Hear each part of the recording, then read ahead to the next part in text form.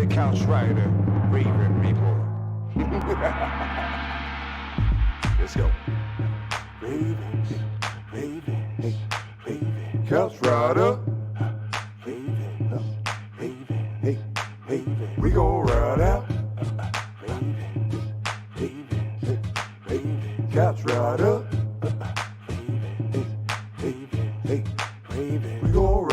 For some of you Twitter gangsters, this is just a hobby, original sports perspective. You can't stop me. Couch Rider Report, it's reflective. Please respect it. You will get checked, and your knowledge will be tested. I ain't the coldest Raven, but this is my show. Shout out to the Barry White of rap for the beat, though.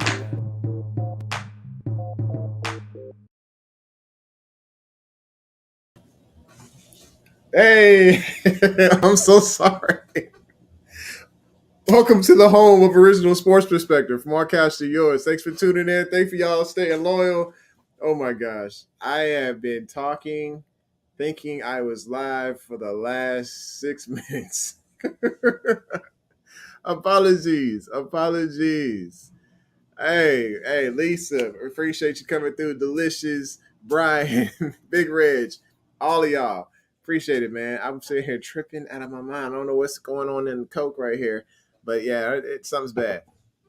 I thought for sure that I was fully live. I'm answering questions. I'm putting the questions on the screen, everything. And then all of a sudden I saw Lisa say, she said, I'm a patient gal. I was like, what is she patient about? I'm sitting here and I looked in the left-hand corner and it said 0.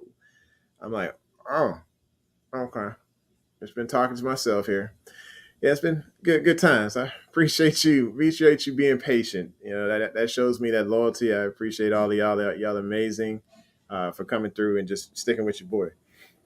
So, speaking of which, sticking with me, I just want to say thanks for sticking around. Make sure you hit the like button, hit subscribe, and smack that bell so you know when it's going down.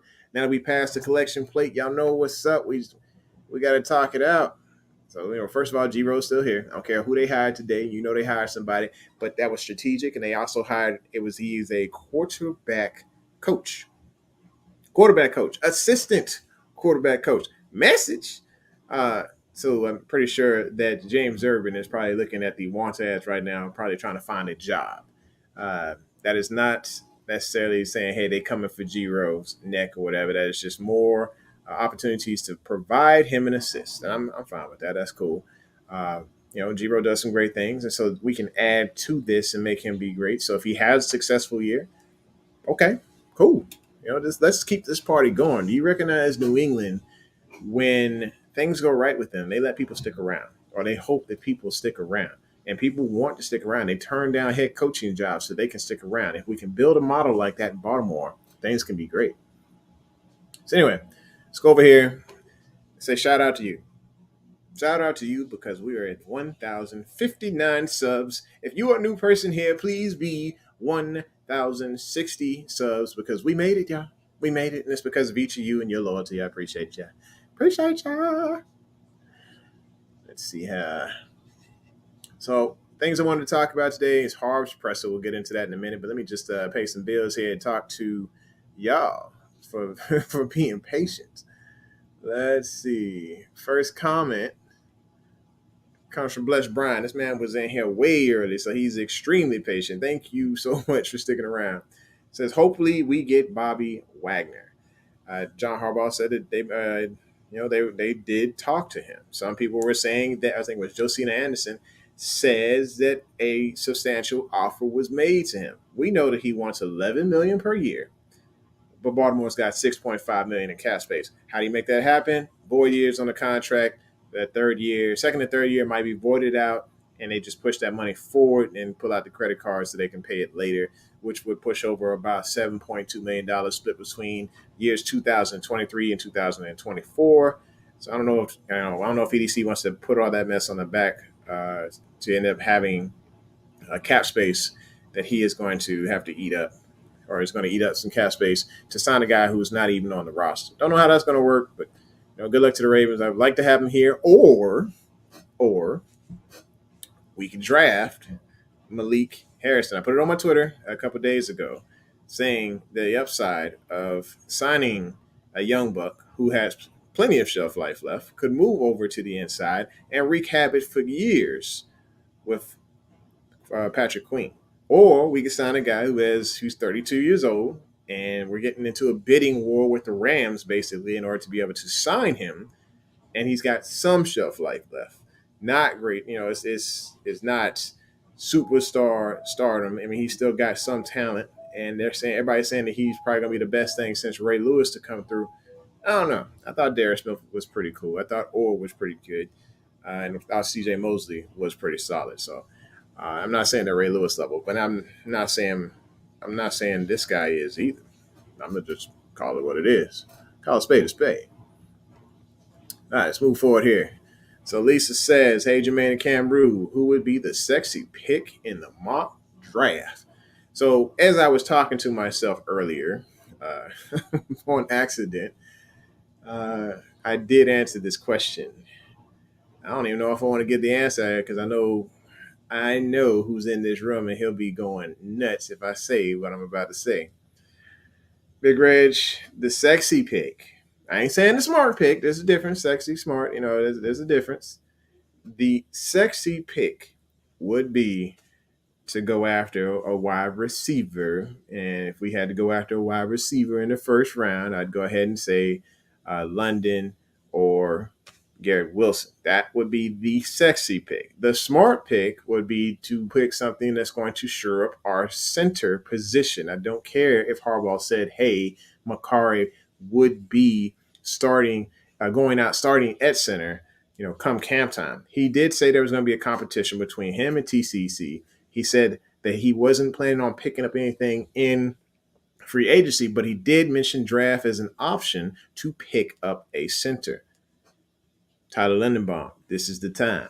That is the smart pick. That is not the sexy pick. The sexy pick is Wilson. The smart pick is Lindenbaum or Big Baby. So just keep that in mind. Thanks for asking that question. It's an amazing question, and definitely brings up a lot to debate, and probably got Big Red feathers all ruffled. So, and to a point, probably made him happy too because he heard wide receiver come out of my mouth in the first round. Good times. Next, Big Red, what's up, man? Let's see. Yeah, I was late, man. I'm sorry. I was coming.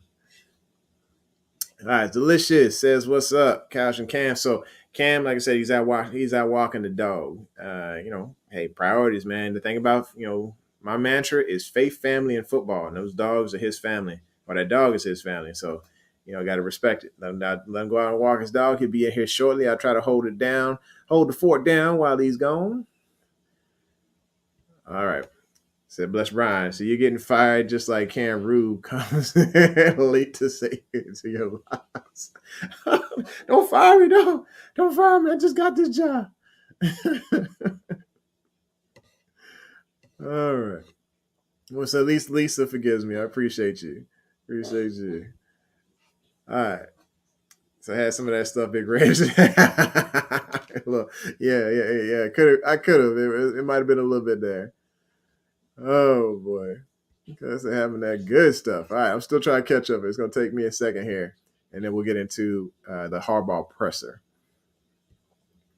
So we got a lot. We got to come through for the guys. I appreciate y'all, like I said. And then besides Jordan Davis, do you have a sexy pick in the draft? So actually, my sexy pick, the one that there's a couple that. Let's just going to take a look at my previous mock draft, and I'll explain myself. Give me just a second here. I think I left it up here. My mock. So this is something there are some other players in there that I want, but they just weren't on the board when I got there. So give me just a second here. So of course my sexy pick to me is Big Baby Davis.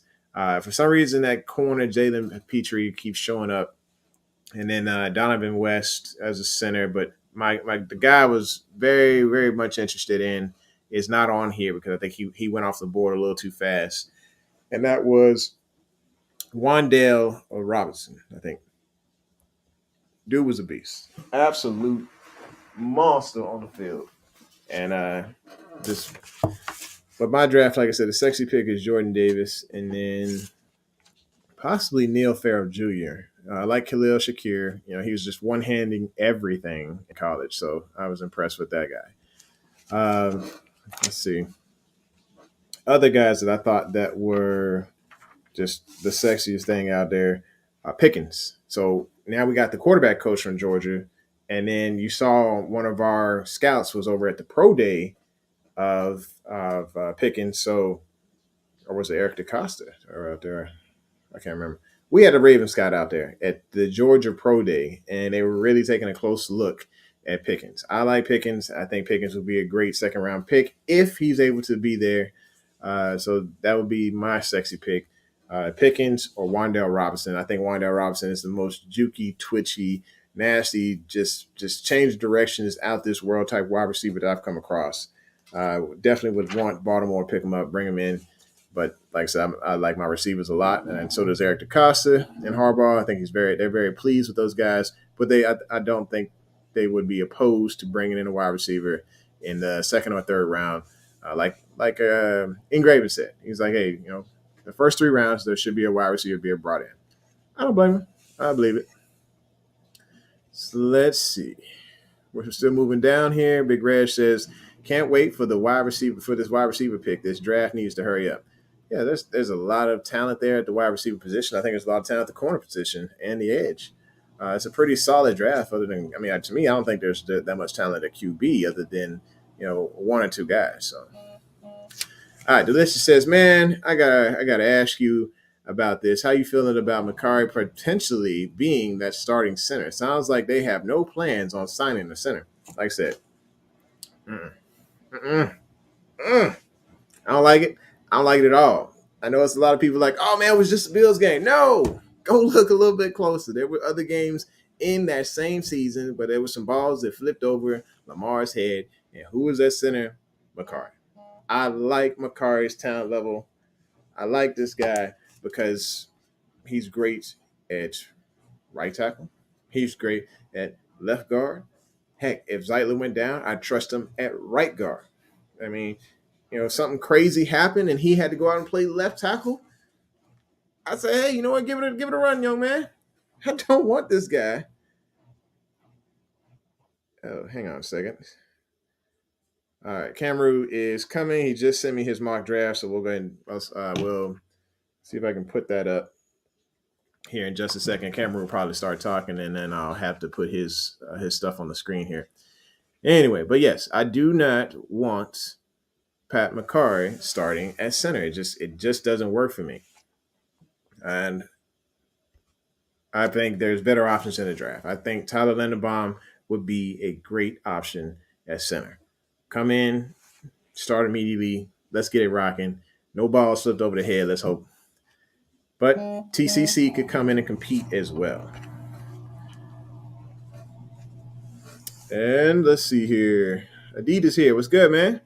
So he says, what do you think the Ravens offered Wagner? I think 3 years, $34 million with a cap. Yes, a long-term commitment. So a long-term commitment would be 3 years, 33, 3 years, $34 million.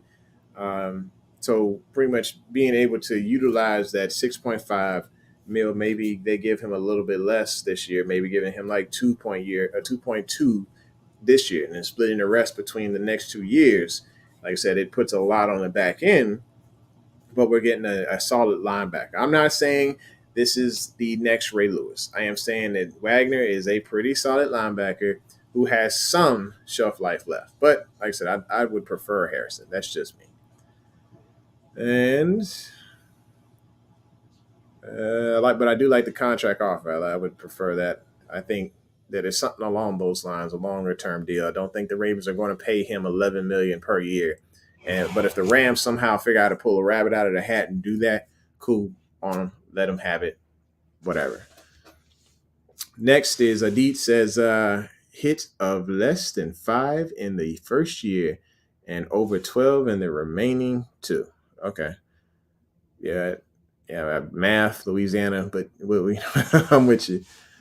But I definitely like where you're going there.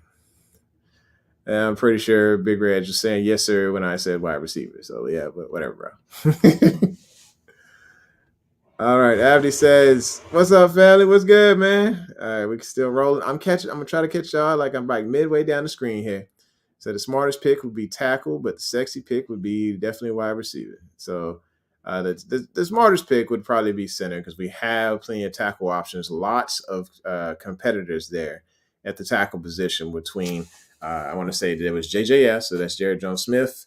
There's Jawan James. Of course, we got our left tackle that's going to be coming back, Stanley.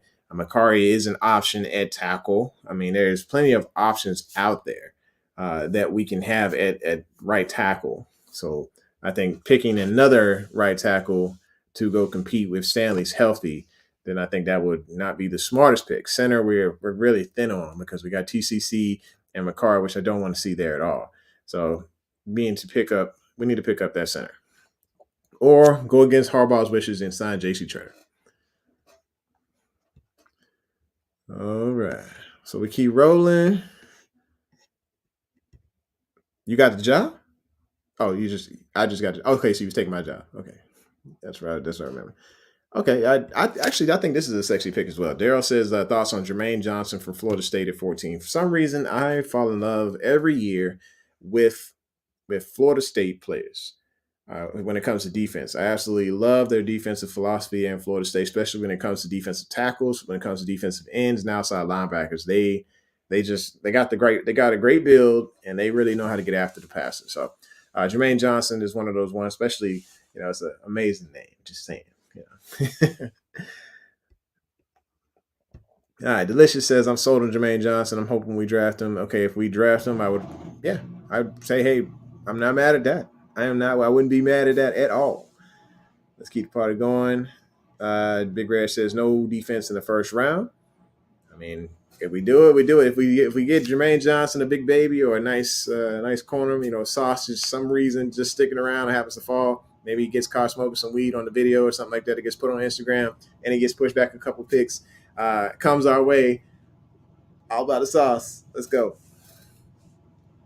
Or Kyle Hamilton, for shout out to Kam Ru. We find out what this guy is, man. Y'all see Kam Ru? He's probably on a missing persons report or something along those lines. But yeah.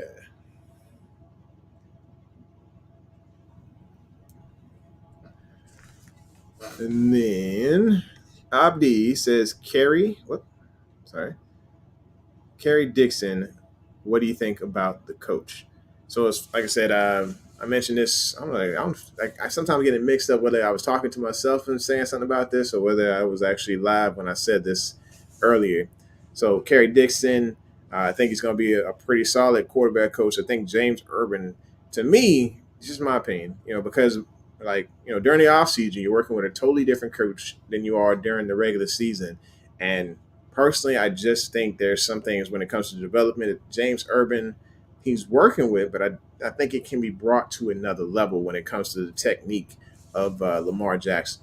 So I think the 3D QB, they've been working with some greats. They worked with the Mannings before. They worked with a couple other greats. So when it comes to them, they are really getting on Lamar's technique and actually pointing out his weaknesses, putting distractions in his way to make sure that he's getting the best out of his ability. And he's working with Rashad Bateman. So I like that a lot. Ladies and gentlemen, we got Kam Ru. Y'all can put down the milk cartons, everything else, because the guy actually made it to the show. Ladies and gentlemen, Kam Ru. Man, What's good, man? I'm running around like crazy. I lost track of time. And I was walking my dog. It's freezing here. It's 27 degrees right about now. 27? Yeah, it's freezing. That's a heat wave over here, bro. Yeah, well, I feel about Nebraska because I ain't. Yeah, I'm lying. It's actually 52 over here today. 52, man. I don't feel like, man, it's freezing out there. And I'm waiting for her to go to the bathroom. She's just chilling. And I'm like, oh, killing me, bro. All right, yeah. I emailed you. I didn't mean to text it to you because it's not going to come out right. I emailed you the two drafts I did, so I didn't know if you wanted to throw them up so everybody could see them. I apologize. Well, I see you can probably answer a couple of these questions while I pull this up for a second. Yeah.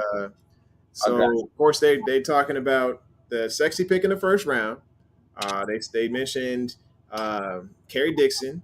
And they also mentioned center. Who's starting at center? So answer those while I go figure out my life over here and get your emails.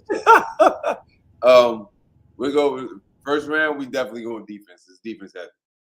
It's a defense heavy draft, fellas and ladies. In my opinion, reason being is because one, we were like the second oldest defense I think last year.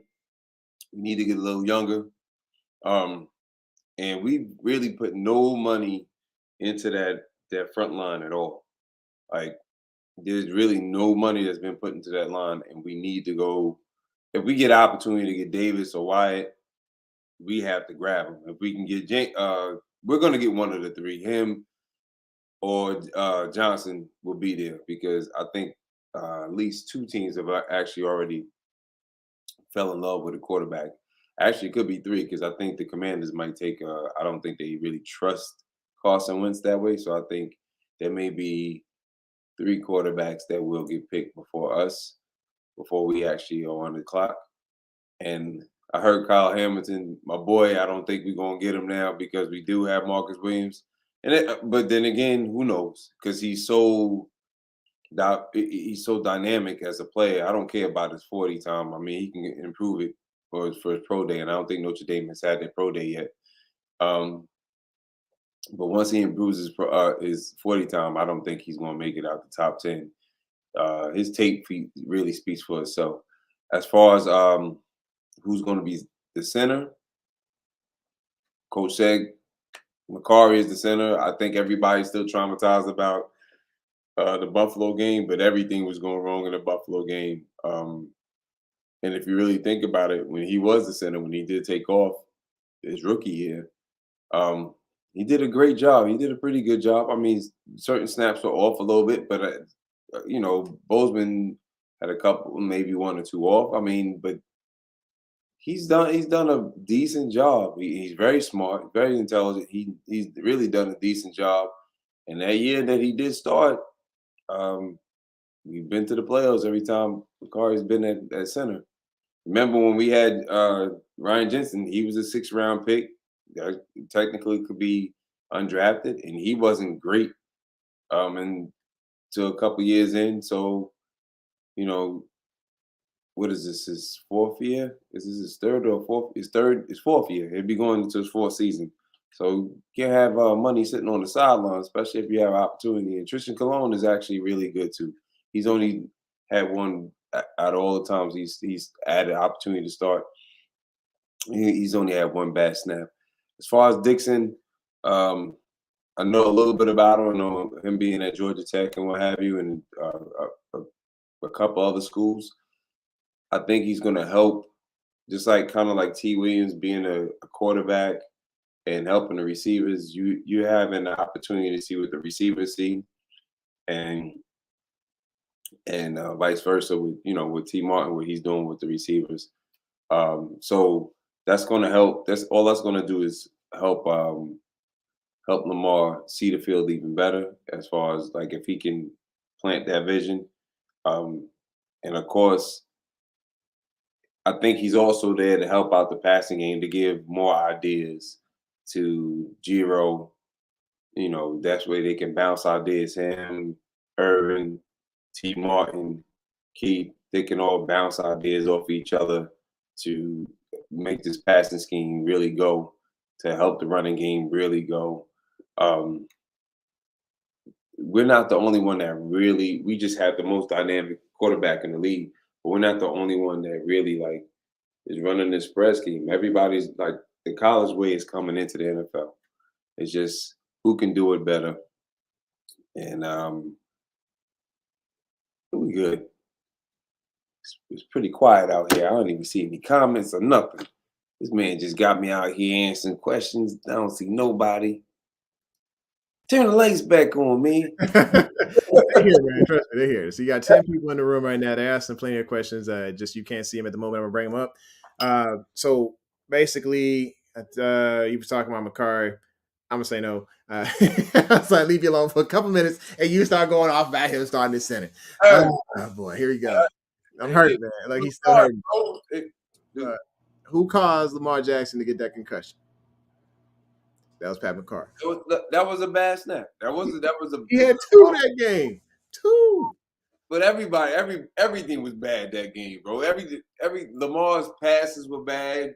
Yeah, the guy was on the mend though. He was on the mend. That drive before he threw that pick six, he was on a roll. If it wasn't for that pick six, even with the pick six, if it wasn't for the injury, he still had an opportunity to come back.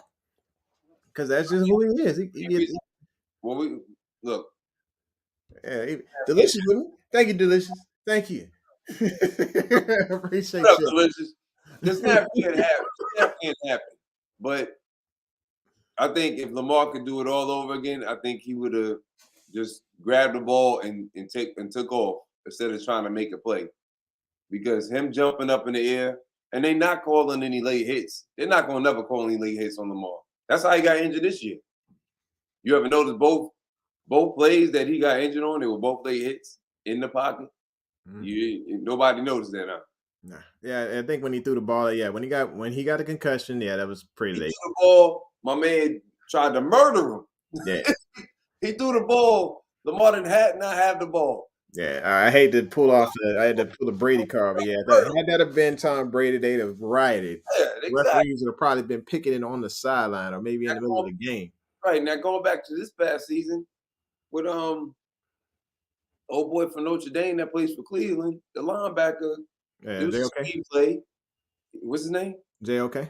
Yeah, okay. Yeah. Jeremiah Owusu Kamora or something like that. That's his name. Lamar already threw the ball. He couldn't even get to Lamar. He still dove after the ball was gone and hit him right in his ankle with his face mask. And Lamar went down. I thought he blew another tire. Thank God it was only like a bruise. I was thinking like he tore something on him. Like I was nervous. I was like, damn, this is really bad, bro. Because the way he landed on him. So the ref walked over to him. You need some help up? Yeah. Come on. They responding to you right now about the Kyle Hamilton piece right there. That he's gonna drop out of the top 5? Saying he won't drop out of the top 5. I'm sorry, I wasn't reading. I'm sorry. Yeah, no, I don't think I don't think he's gonna make it out of the top. I mean, either way. I think the only reason he may drop out of the top 5 is because I think it's gonna be tackle, edge rush, tackle, edge rush, edge. Like that's how it's gonna go. That those first Walker, Hutchinson, what's my man from Oregon? I can't remember his name. The outside linebacker. Yeah, but you got me. Drew a blank. Just a second. I gotta put my notes. I can't remember his name. I know you're talking about though. Yeah, it's gonna be those 3, as far as edge rushers are concerned, and then regardless of if Neal works out or not, at least two tight ends. I mean, two defense ends. 2 tackles are gonna go within that top 5. We don't know it. Like I wouldn't be surprised if 4 of the teams pick a quarterback. I wouldn't be surprised if the Giants trade Daniel Jones and start all over. That would be the surprise hit. I definitely wouldn't be surprised if Washington picks a quarterback because I don't trust Carson Wentz. It's the best time to go ahead and pick one. You don't have him for that many years. And then on top of that, Houston. I don't know. Are they really sold on was it Miles? David Miles, whatever his name is, the quarterback from Stanford. Are they really sold on him? Houston ain't sold on nothing right now, man. It just they need everything. They don't know what they got. They got a lot of issues with what they got. They need everything. Another thing is that we don't know. Maybe Detroit might want to trade back a little bit and pick a quarterback because everybody keep thinking Malik Willis. And Malik is not going to make it to the 30s. I don't know why they keep thinking that. They get him at the teams that's desperate for quarterbacks right now. I mean, when you got Seattle, you got Houston. Seattle's in the top 10. They might pick a quarterback. Yeah, you got Seattle, you got Houston. I mean, there's too many teams right now that want quarterbacks. They looking at a quarterback. Pittsburgh wants a quarterback, and they can't because I know they don't believe in Trubisky. We both know that. Heck, New York's not even sure about Daniel Jones right now. So I don't even want Daniel. If I was New York, I wouldn't want Daniel Jones. Carolina Panthers, they don't know what they want. They was obviously in the business trying to get after Deshaun. ATL just traded their quarterback to the Colts. So that's the Falcons definitely need a quarterback. Everybody is gushing over quarterback, and there's maybe three. I saw a new mock draft with Kenny Pickett going to the Giants, and them trading off Daniel Jones, being the fact that who needs a quarterback now? Atlanta still, well, not Atlanta.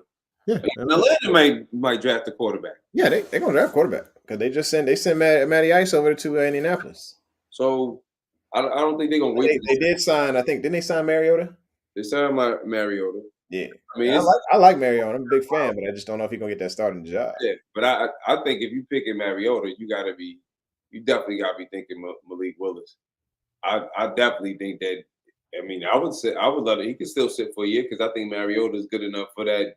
This would be an opportunity for Mariota to get his career back on. Here's a good point.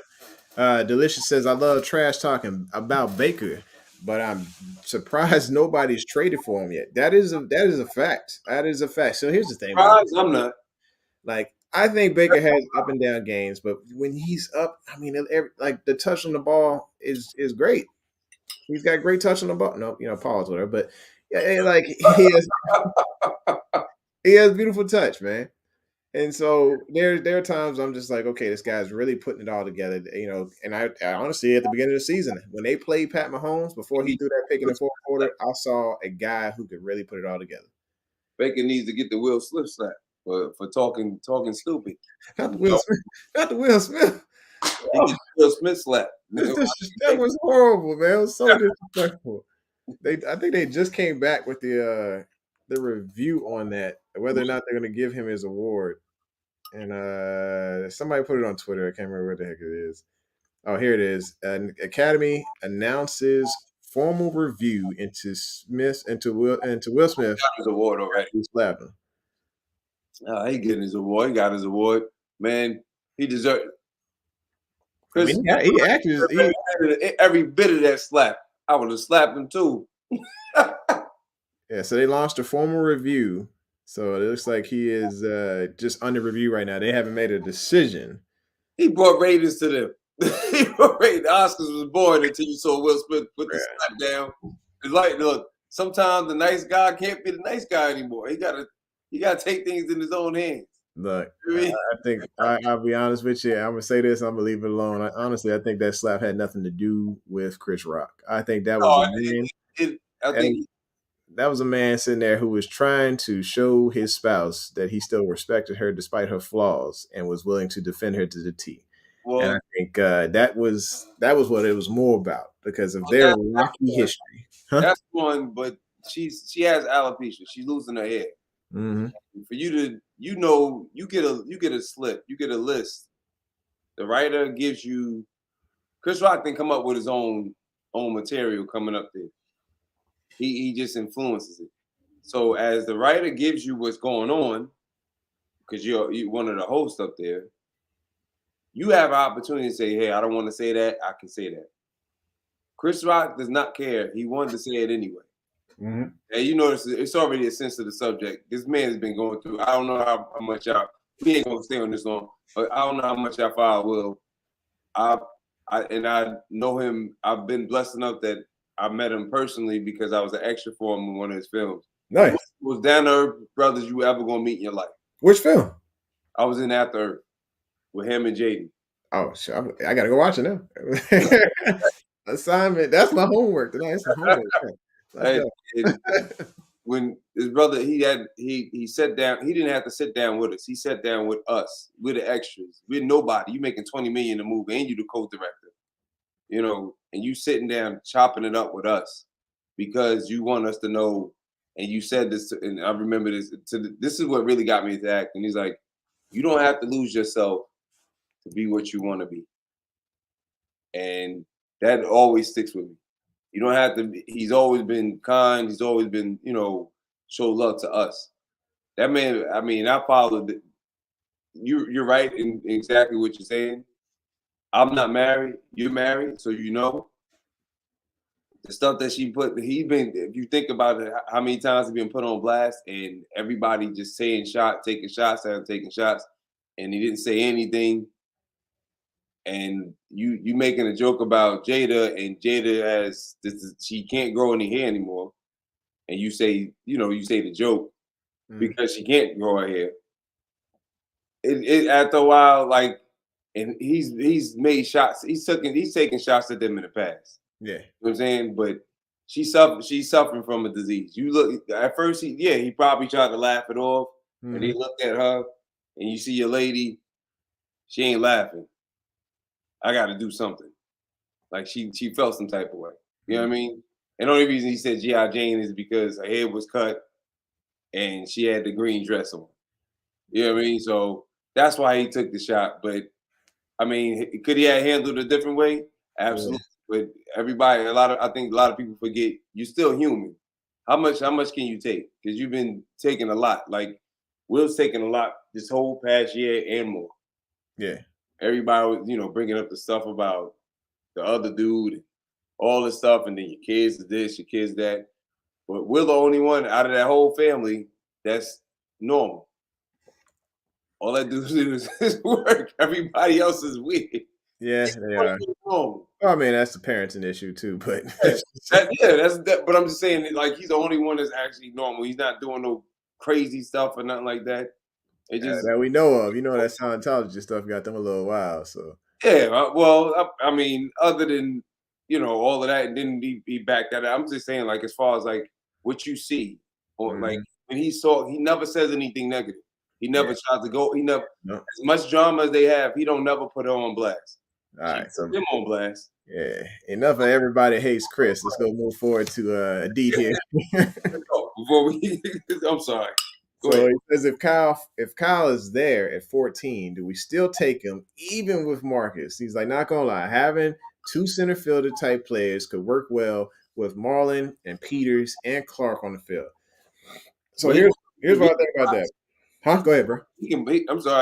Kyle can slide down to the box. That's the thing about Kyle. Kyle can be a center fielder. He's 6'4", 220. So he's gonna wind up about 230 when he really like fill out. So he can move. They comparing him to Sean Taylor. Sean Taylor was able to play the center field. He was able to play in the box. He able to slide over to that weak side if you needed him to in a sub package. But go ahead. I'm sorry. So I mean, last time we saw like really two ball hawkers, ball hawking safety sitting out there was it Landry and Reed. I think Landry got 5 picks that year. Reed got like 8 picks. It was just like a beautiful thing. I think it was in 2006 or something. That's when he was able to. Was it 2006 or?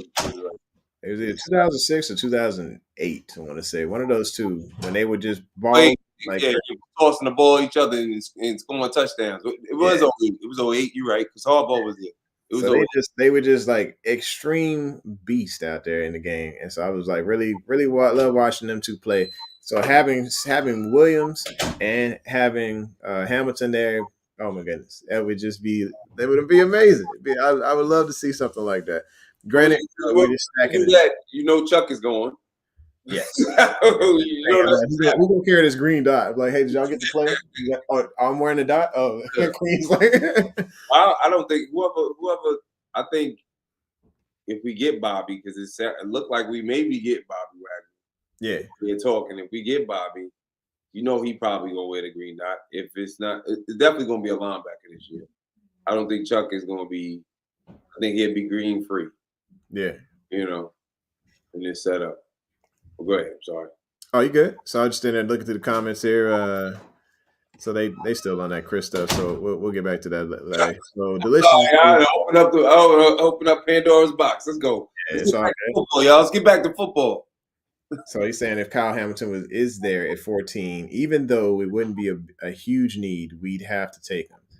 I mean, if he is going by the Ozzie Newsome model, which is best player available after you've shored up every single need in free agency, then yes, you go after the best player available, because we did it with Ed Reed when tight end wasn't a big issue. We did it with Haley Nada when defensive tackle was not necessarily a major issue. I mean, there's so many times when they have taken the best player available and it has turned out very well for them in the draft. And I think this will be one of those situations. It's not, like I said, for me, as far as my selfish wants and needs, it doesn't meet that, but I would still be like, yes, You'll be upset if Tiger Woods fist bump. Tiger Woods fist. Kyle is there. If Kyle is there, then that means one of your boys is gone. Yeah. Well, So yeah, Kyle, one of our boys is gone. Yeah. So you know how I got two ones that I really, really want, and then there's everything else. I'm like, this is what I have heard though about Linderbaum. He is definitely scheme wise. I don't know if he. I don't know if he's going to fit our scheme. As far as like, because we do have a power running game. Yeah. He would definitely be like a number one, like in the stretch running game. Like if he were to go to, I guess Indianapolis or San Francisco, or one of those teams that definitely run that type of that style of offense. Yeah. But they are saying like they can see him being drafted in the 20s, opposed to, like, I was just watching the show. They said they see him going more in the 20s opposed to like in the teens. If he does in the teens, it wouldn't be a surprise, but definitely in the 20s. Right. Yeah, I'm with you. I think if Baltimore could, I don't know, if they want to pick up some more picks, which I don't think they want to do right now with 10. I mean, unless you're gonna pick up some picks to combine into others and then slide back up again. Cause I just don't see them bringing, I don't see them bringing 14 people into camp before they even touch the undrafted free agents. So I think that is I think where they're going to ball some picks into each other, like, hey, those 5 fourth rounders, they ain't picking all 5. They're not picking all 5. And I think some of that might get slid into a 3rd round pick. Heck, if they trade back, they might actually be able to pick up a nice 2nd round pick if they slide into the 20s and they get Tyler Linderbaum. That'd be pretty cool. Heck, if they pick Tyler Linderbaum at 14, I'm still excited. I'm still pumped up. Like I said, it's not the sexy pick. Well, according to Coach, he said we got 2 good ones in house. He did. He said that. But he also said it could be a competition. He said free agency is not really one of the options he's looking at. He said draft is an option. Or JC is look. Other than that game, bro, you gotta really admit though, Patrick McCarry was he's not. And the funny thing is, he's never started the season. Like, he always came in midway, so he didn't get I don't think he got the reps that he deserved to be like a legit center. You know what I'm saying? Like, he didn't get he probably got some. He got some reps in during training camp, but he didn't get the multiple of the reps with Lamar. And again, it was just that one game. We didn't have any problems in the Tennessee game. We didn't have any problems in any other games. It just happened to be that one game. Yeah. After Matt just like botched everything up in the Indianapolis game. Oh, he played horrible in the Indianapolis game. But then he made it even worse. And who was the center when we played New England in the storm? I don't know. That was just horrible. I mean, that's weather. I can't put it on him on the weather, man. Yeah, well, I think it might have been McCarry there as well, but I can't. That one, I'm like, all right, cool. He's playing right tackle that game. He played right tackle that game. All right, so my mood says, how similar is Hamilton to Isaiah Simmons, the safety / linebacker from Clemson that Arizona drafted? Could be used in a similar role. I don't think they know how to use him properly. To be honest with you, I'm talking about Isaiah Simmons. Yeah, I think Rex Ryan would be like the type of coach that would gush over a player like that. I don't follow. I've seen the Cardinals game. I think they finally made him a middle linebacker. Did they not? Or they moved him to strong safety? That wouldn't be the first time I've seen Cardinals moving players around to different positions to suit their needs. And so, yeah, if he got moved, it wouldn't shock me. He plays the ball well. He did pretty well this year, but they didn't do. They definitely didn't use him. I don't think they've been using him the proper way. So I think this is talking about picking up Hamilton and having him next to Williams. All that stuff from Cincinnati definitely would die down because of the secondary would be on lock. Mhm. I think the only weak point that they probably trigger would target would be the slot. So of course Stevens would have his hands full. He would have to take on one with was it Boyd? Is Boyd still there in Cincinnati? Yeah, Boyd's still there, but you got right now. You got to worry about who's gonna cover Chase? Who's gonna cover Higgins? Who's gonna cover Hurst? Hayden like got his own little revenge tour against us. Yeah. Hurst is a little. I don't know. I feel like he should be butthurt to the north. You can't be butthurt when you want to get traded. Yeah, you can't be butthurt, homie. I think he just got like a picture of Mark Andrews on his wall locker or something like that right now. But he's still butthurt. Yeah. I cut a check for him. Mm-hmm. And so let's see. Do it, though. Guess who showed up? What is here? Look, bro, you got to pick one Ohio team and stick to it. You can't be riding both. You don't see us over here riding the Commanders. Pick the Browns. Go Browns. He said go Browns. Yeah. Go Browns. Don't mention the AFC North is run through Ohio. Run through Ohio now, Lord. Oh, okay. So he's talking about Sean. Yeah. Okay. Yeah. Okay. I see. Okay. I thought he was riding on both teams, saying, "Yeah. You know, I'm with both squads." Okay. So he's with the Browns. We'll see. Lisa says, "Oh Lord, not Wolverine." You know you love that dude. He's hilarious, bro. Anyway, let's go back through here. We were talking about we did the presser. We talked about the comments in the presser. The main comments were, you know, our contract got offered to Wagner, and it was a decent offer. So maybe we're in a bidding war. Don't know. The next topic was Makari starting at center, nightmare. And then oh, you hold it. You over that man. One game, bro. One game. Two games. It was 2 games earlier in the season. Earlier in the season, go watch the tape on that 2020 season, bro. He had a couple of those. It was just like, dude, where you at with these snaps? Even the ones. So look at the ones where it wasn't flipped over his head, and Lamar was athletic enough to snatch them in. You'll see a couple of those, and Makari was under center snapping those out. So it was very, I'm sure, man. I went back and watched those things. It was Makari kind of doing those things. Now, like I said, it might be a couple of game fluke. Maybe he's got the consistency. The thing about I like about Makari is that he is so versatile that he's able to play at multiple positions. Like I said, left guard, right tackle, great center. Hopefully, he did some work and you know worked on his craft and realized, hey, I could be that guy this year. So hopefully, he's working on that. I'm sure that's what he's doing. But I would hope that. I wonder if you. I mean, I don't know what they're doing, but I mean, you got the money. I would definitely. What's up? Yeah. Oh, so let me tell you about Brooke. Brooke is like a sister to me. She is hilarious.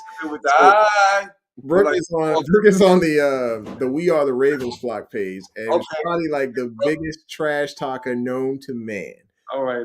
Like, if I had to say who she reminds me of, female version Wilbur Gross. Oh wow, female Wilbur Gross for Baltimore Ravens for sure. Well, you got competition. Brooke trying to give you the nice side. She'll give anybody in the room the smoke 10 times over. That's how cold she is. She's about to come with the smoke. She will have the smoke, though. Oh my goodness! But she is hilarious. She knows her stuff when it comes to Ravens. She has a problem with Rashad Perryman.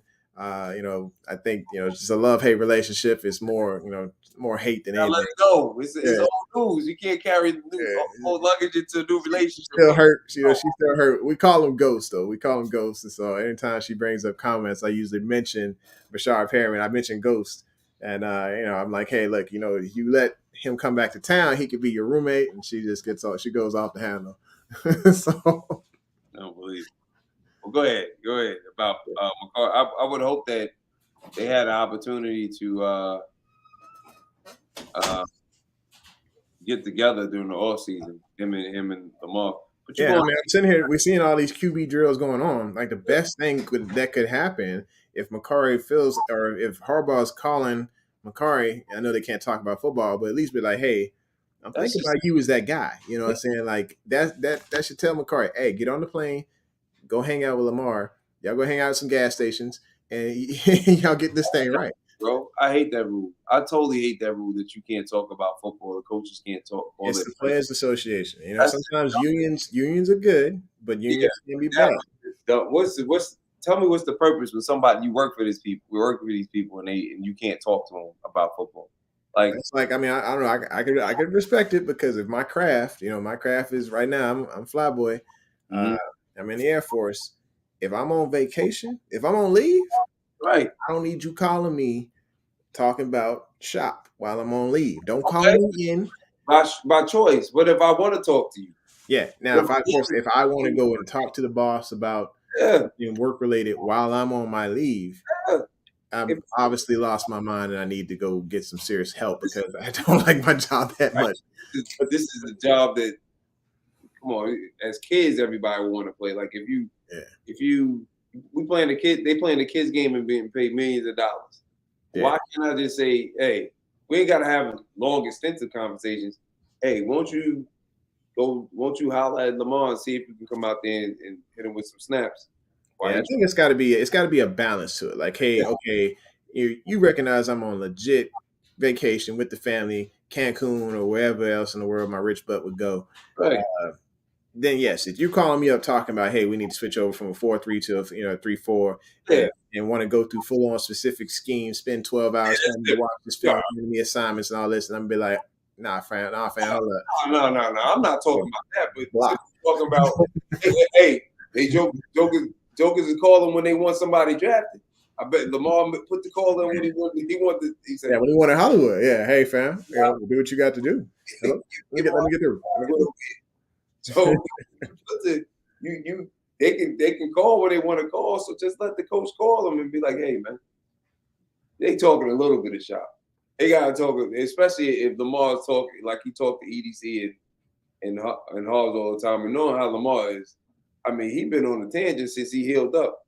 I don't know nobody else is training right now but Lamar like that. You know what I mean? Hey, of course, Russell's out there. Yeah, I know you saw the videos on Russell. Russell is at it. Russell at it every year. You saw Russell working?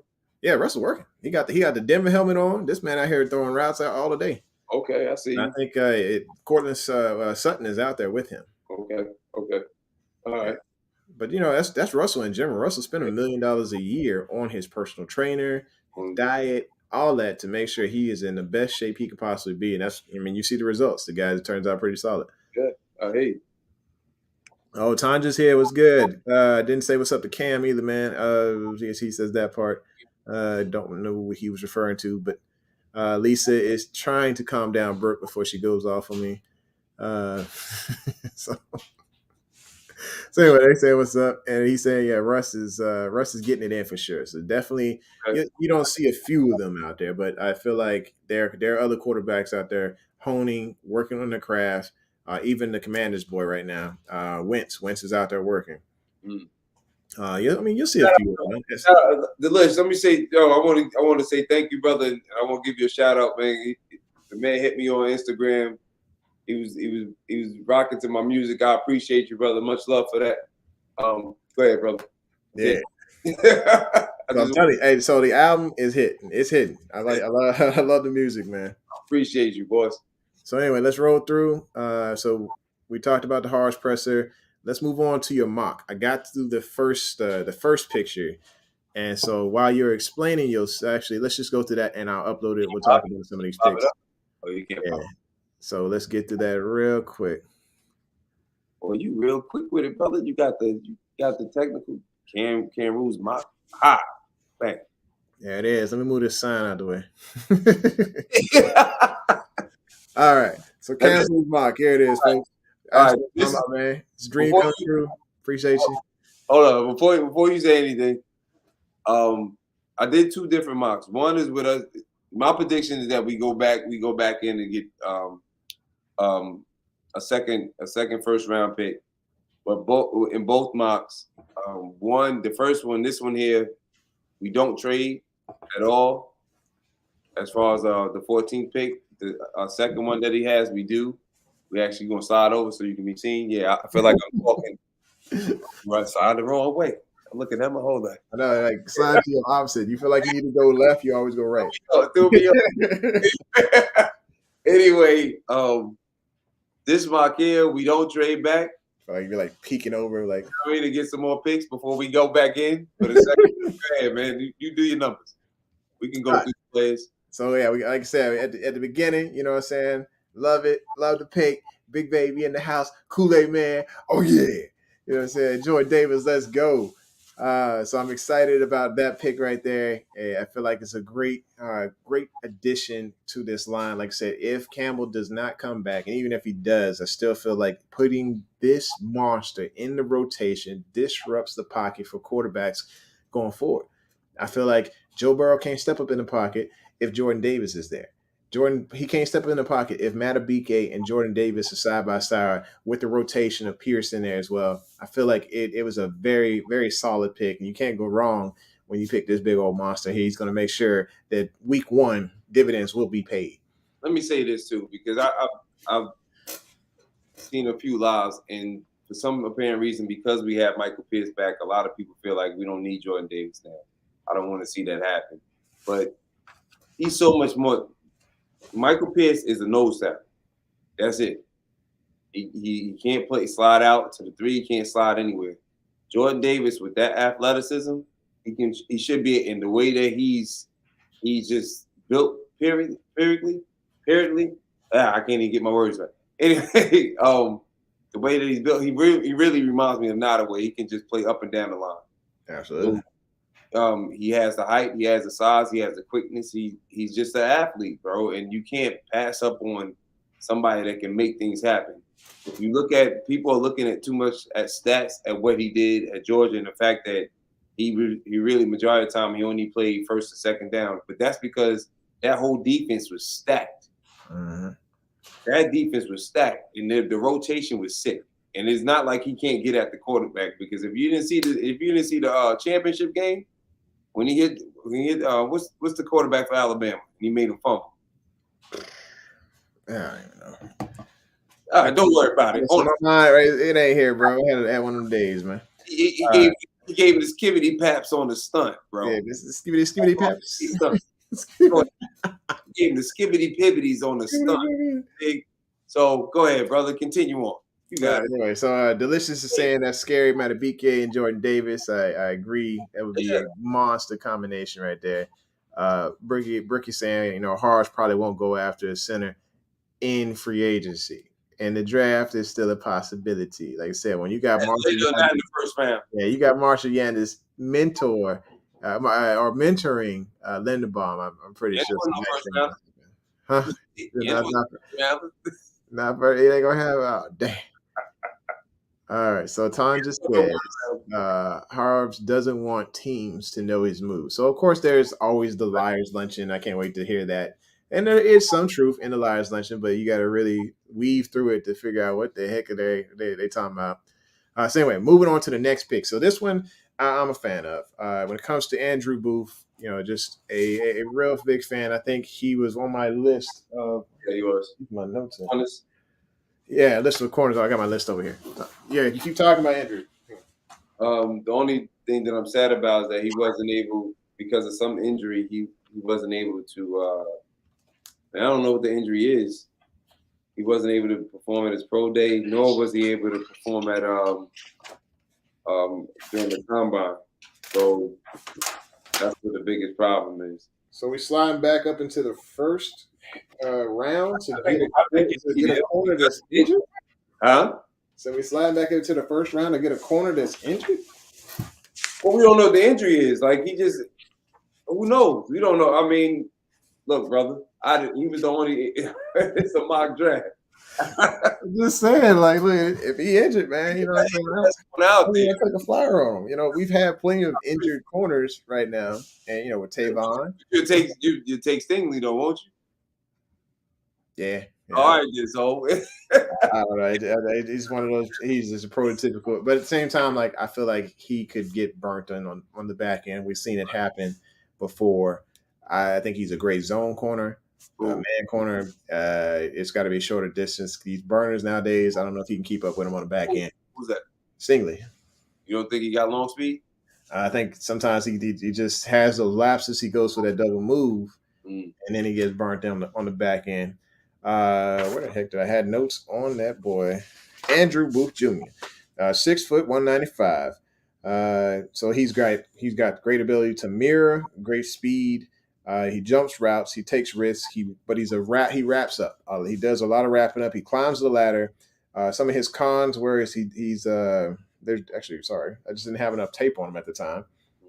But the con is the same thing as his strength. He's a risk taker. But he's crazy physical downfield is one of the things that I mentioned, or one of the things that I caught off the tape with him. Oh, he'll come up and hit you. He's not afraid to come up. He does remind me in that way. He reminds me of Marlon and Jimmy, where he'll come up and try to knock your head off. But so I do like a guy like that. Of course, I was a big fan of Duck Dodger, Duck something. Duck who? Duck. Duck Dodgers. No, let's see what I had his name somewhere. It was in the same group. Hold on. Hey, pass it to you right now. Here, you can have him. Yeah. Oh, my bad.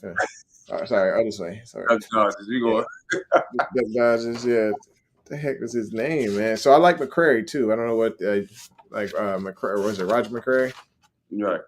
Yeah, I liked him. I like him too. It's just that he Booth was still available. Yeah. So I was like, he's the best available corner at that time. Storm Duck. So probably like a later pick. Storm Duck. Yeah. I was like, this dude's name is just amazing. I don't know if that was like a nickname or what. I wanted his real name, or hope maybe that is a real name. I don't know, but real name. So who knows? But I love Storm Duck because his ball skills was crazy off the charts. Mirroring, physical, good field awareness. Mm-hmm. Blue collar hard worker is what I had on there. But I think he was one of those guys that could get mossed by some of the bigger receivers. So because he's only 6 foot 195, but he had 9 pass breakups and 2 interceptions. And he had he's handsy. He is very handsy. If you beat him, even with him, like I said, if you even leave him, he is very handsy after that. So my Booth?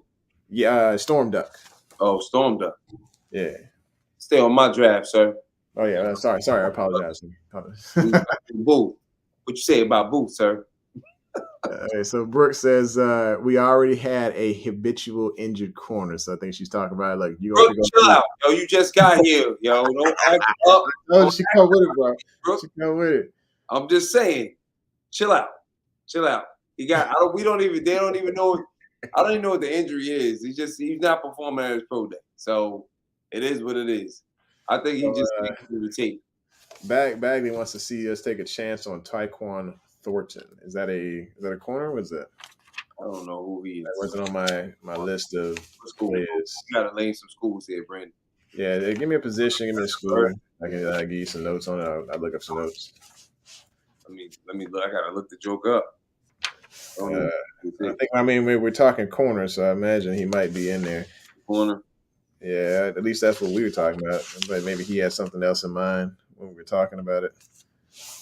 But he wasn't even on my list of corners. We're coming here acting up, you know. I see. For my top 10 corners, of course, we had Ahmad Stingley, Ahmad Gardner, Derek Stingley, Raj McCray, Darion Kendrick, Martin Everson Jr., Trent McDuffie, Andrew Booth Jr., Kyer Elam, Mikael Wright, and Storm Duck.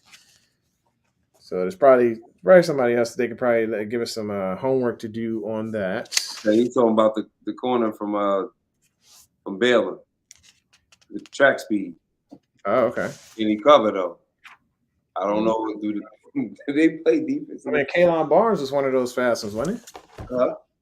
Yeah, Kalon Barnes. He's one of those fast ones. Yeah. Yeah. But baby, so Jermaine already know how I am. Yeah, he ran a 4.28 in the combine. Ooh. Okay, so that's what he said. Speed to receiver from Baylor. Speed to receiver. Hold up, brother. We ain't even get to no receivers yet. Brandon, chill out, yo. All right, so let's see. Delicious says, I think he's talking Rams and Ravens going after Bobby Wagner. Yes, they are competing Yeah. For Bobby, and I don't think we said that the Ravens don't like to compete, but at the same time they competed when it came to Williams coming to the Ravens because the Eagles had an offer in, and the Ravens actually beat out the Eagles for that offer to get Williams here. So I don't know if they're going to compete for Wagner, but it would be something to see. And even if they don't, you know who I want him to go after in the draft. Let's get Christian Harris. But let's go back to your draft here. You talking about Darian Beavers. Tell us about Darian. Why'd you pick Darian Beavers? The reason I grabbed him is because I couldn't find a good edge rush at that in the third round, and he can play outside linebacker as well as middle linebacker. He played middle linebacker for Cincinnati, but he's a big body dude. He's 6'4". He has good enough cover speed to cover any tight end. I don't know why they gave him. This was like what 6? His rank was 70, and he was still a C+, huh? Anyway, long story short, the fact that Bowser is hurt, he can play the Sam linebacker. I know they said they're gonna move Malik out there, but he got most of the sacks from coming off the outside for Cincinnati. So they used to move him around a lot. So he is athletic for his size. But they're saying according to my notes, it says he lacks some short area quickness. So I don't know. Hopefully that's not the issue. He ain't got to worry about too short. He on the outside. He can set the edge. He playing the short side. He play Sam. He don't have to play the rush linebacker. He put Owe on the other side. Yeah. So they're saying the good thing about him is he keeps his chest clean. Doesn't keep his. Some of these players, sometimes they come from the college level and they have maybe one or two moves and one of them is power, but he's one of those guys who doesn't expose his chest when he's getting off that line, so that's a good thing. Yeah. Let's see. So Bricks, I think they're talking Elam stuff right now. So you want to take Elam knowing he's related to Matt Elam, and I know Elams. You seen the Elams up here? Say no Elams. So I think somebody else is Brooks saying no Elams either. She got PTSD. Don't let Engraver hear that too loudly. He'll be in here in a minute defending his boy. No Elams, none. Mm-hmm. Like you leave my Florida Ravens alone. Y'all might say this too loud, Engraver and be right on set. Don't say his name 3 times. Any man up here. Yeah, man. All right, Delicious says that makes more sense, kinda. I think he was referring to your latest point. Let's see. Next is Kellen Deesh. Kellen Deesh out of Arizona State. That's you had him as well as in your mock draft, did you not? I believe it did. Actually, we can take a look at that real quick. Let me check. I think you were, but his PFF grade.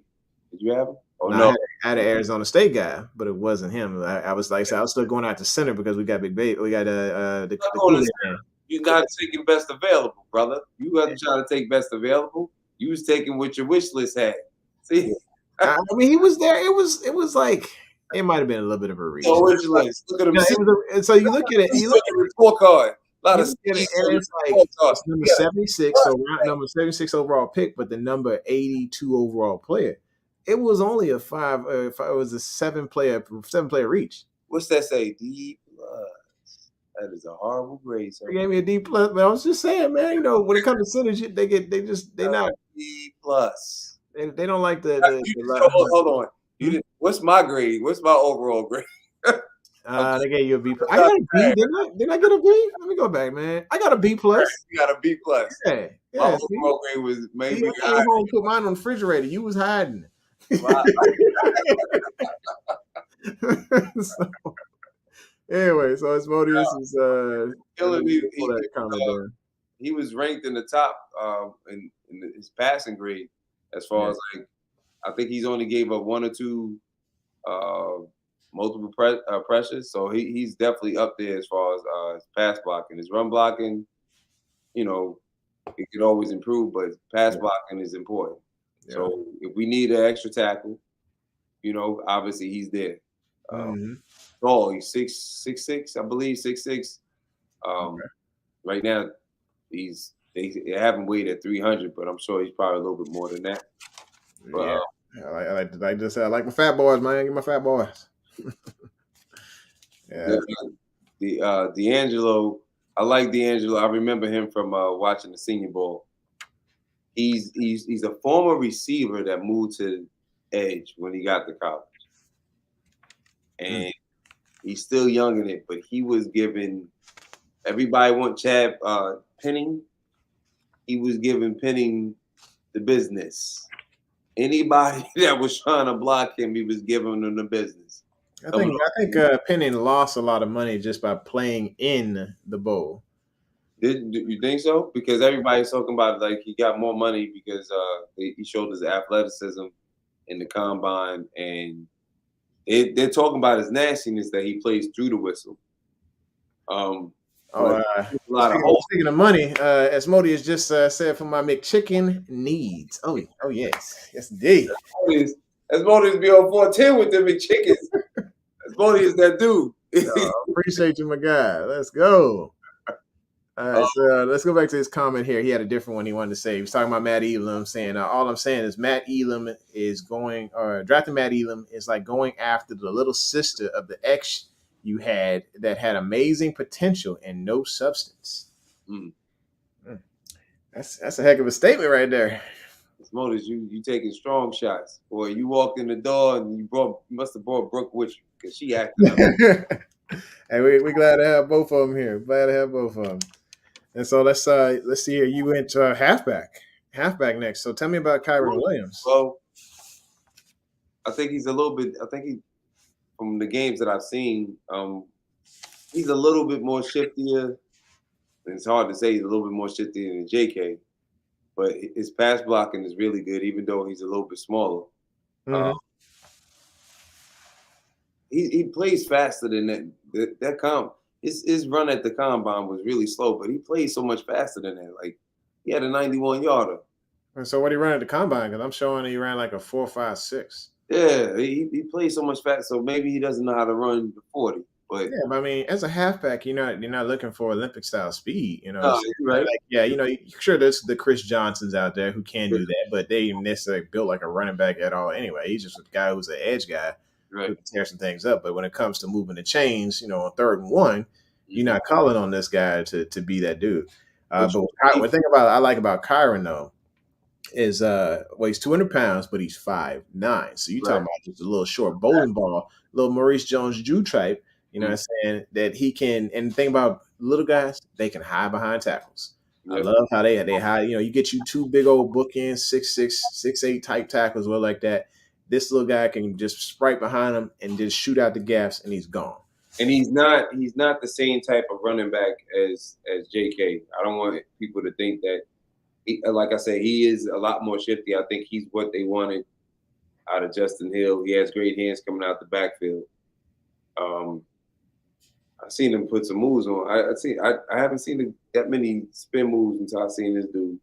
This dude is doing a lot of spin moves on a lot of jokers. Nice. So, and that's something that takes time. You got to add time for the spin to be official. So, is he an every down back? No, but he definitely can be in a good rotation. Go ahead. First of all, Brooke, I shouldn't have to invite you to the lives. You should have smacked the bell so you know when it's going down and know you have to be here on time. Bless Brian. He smacked the bell. He smacked the bell. He is on time so much. Now, don't get me wrong. I was a little late today because I actually might have I thought I hit the live button, and so I was talking for a good 6 minutes, and not realizing that I was talking to myself. Oh, yeah, I'm passing back. What a baby powder at just smack yourself. All right, so Asmodeus says, I agree with that and would welcome it. We have 2.5 running backs coming back from season-ending injuries. So, yeah, I agree. When we having all these running backs come back. Now, of course, Justice Hill, I just want him to get a shot because he's got the speed, he's got bursts, he has the ability to actually punish people on the inside. Yeah, he runs definitely runs hard. We just gonna have to draft the back regardless because, to be honest with you, like they're starting on the pup list. Yeah, that's what he said. He said he wants to take his time. I don't know. I know you guys discussed the presser. I don't know if everyone saw the presser, but he definitely wants to take his time with Gus